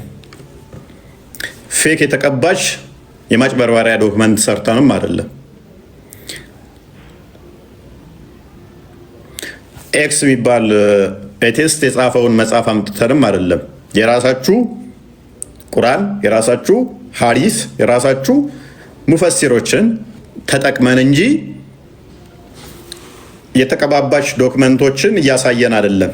ጭንቅላት የሌላችሁ ፒዲኤፍ ያላችሁ ኡስታዞች ፊታችን ብቆሙ እሳት ውስጥ እንደገባ ፌስታል ኩርምት ነው የምትሉት። ምክንያቱም ጭንቅላታችሁ ፒዲኤፍ እንጂ የሆነ ሪዝን ለማድረግ ሪዝን አውት ለማድረግ ይሄንኛው አይሰራም። እናንተ በዚህ ይዛችሁ ማውራት ሰው ፊት መረጃዎች መክፈት አይደለም። የእናንተ መረጃችሁ ምንድን ነው? የተቀባች አስቀድማ የተዘጋጀች ከኋላ ሰርተው የሚሰጧችሁ የእኛን እዚህ የምናነሳትን ቁጭ ብለው ሰርተው ከዛ ለእናንተ ምላሽ ብለው የሚሰጧችሁን ያችን ፒዲኤፍ ነው እንዲህ መልስ ለመመለስ እንኳን ያችን ፒዲኤፍ ነው የምከፍቱት እንዲህ ብላችሁ። እሷ ፒዲኤፍ ከእጃችሁ ከወጣች ምንም ናችሁ፣ ዜሮ ናችሁ። ፒዲኤፍ እስካለ ብቻ የምትንቀሳቀሱት ሴቶቹም ወንዶቹም ኡስታዞቹም ተራ ንጽጽር እንሰራለን የምትሉትም እውቀታችሁ ጭንቅላታችሁ ፒዲኤፍ ነች። እኛስ ማንኛውም ሰው ማንኛውም ኦዲየንስ የጠቀስነው መረጃ ቼክ እንዲያደርግ ፊት ለፊት ነው የምንከፍተው። ጥቅሱን እንጠቅሳለን፣ ፊት ለፊት ስክሪንሻት አድርጎ መረጃውን ቼክ እንዲያደርግ ነው የምናደርገው። የሆነ እንደዚህ ብለን ደባብቀን የቀባናትን ያዘጋጀናትን ለማጭበርበሪያነት አይደለም። እናንተ ግን ከአባታችሁ ከዳቢሎስ የእሱ ውልድ ልጆች ስለሆናችሁ ጭንቅላታችሁ ፒዲኤፍ ስለሆነች አስቀድማ የተዘጋጀች የማጭበርበሪያ መንገድ ስለሆነች የተለያዩ ሰዎችን መጽሐፍት ታመጡና ከክርስትናው ጋር ማይሄዱትን ታቀናጁና አስተምሮ አድርጋችሁ ንፋቂያችሁን ትዘሩበታላችሁ። ሰው በዛን ሰዓት ያንን መጽሐፍ ቼክ ማድረግ ስለማይችል መጽሐፉንም ደግሞ ላያውቀው ስለሚችል እንደዛ አድርጋችሁ ትደልሉበታላችሁ። እኛ ጋር ግን እንደዛ የለም። ማንኛውም ሰው ሊያዩ በሚችል ጥቅሱን እንጠቅሳለን፣ ፊት ለፊት ይከፈትላል። የተቀባች የሆነ ቦታ ላይ ሳይሆን ያዘጋጀናት የሆነ ፒዲኤፍ ሳትሆን ማንኛውም ሰው እኛ የጠቀስነውን ጥቅስ ሰርች አድርጎ እንዲያገኘው መረጃውን ሄደው እንዲያዩ አድርገን ነው የምናደርገው። ሙስሊሞች አሁን ያላችሁ ተስፋ፣ አሁን የቀረቻችሁ እድል ፒዲኤፋችሁን አጥብቃችሁ መያዝ፣ ሚስቶቻችሁን ሀና፣ አበበች፣ ቦንቱ ምናምን እያላችሁ ስሞቻቸውን እየቀያየራችሁ የአርቲስቶችን ፎቶ ፕሮፋይል እንዲያደርጉ አድርጋችሁ ሻዳ ማስያዝ ነው። ቢያንስ በእሷ ተጽናኑ፣ እሷን ተጽናኑባት። ቢዝነስም ስለሆነች በዛው መጽናኛችሁ እሷ ነች። ሙስሊማውን ተጸይፎታል ይህንን ልምምዳችሁን። የኔንም ፎቶ አስልሙት፣ ችግር የለው። እዚች ጋር ደግሞ ክርስቲያኖች ችግሩ የኔን ፎቶ በደንብ ስለሚያውቁት ነው እንጂ በቃ ጺሜን ኤአይ ስሩና አስልሙ፣ ችግር የለው። እኔም ፈእጄላችኋለሁ። ቢያንስ በሱ ተጽናኑ፣ ሞራላችሁን በእሷ ገንቧት። ከዛ ሰው እየሰለመ ነው ብላችሁ እሷን ድራማዋን ተጫወቷት። እሷን የምትሻላችሁ ከእናንተ ጋር ወርደን እንደዚ አይነት ድራማ እኛ ስለማንሰራ በእሷ እኛም በደንብ ማሸነፍ ትችላላችሁ። እኛ እንደዚ አይነት ድራማ ስለማንሰራ እሱ ላይ አሸናፊ ትሆናላችሁ። እውነተኛ አስተምሮት ላይ ግን እውነተኛ ሙግት ላይ ግን አትረቱ፣ አትችሉንም። እና ያ ነው። በርቱ። እንግዲህ እኔ ጋ ያለው ይሄን ይመስላል። ደህና ደሩ። ይበቃናል ለዛሬ። ቻው።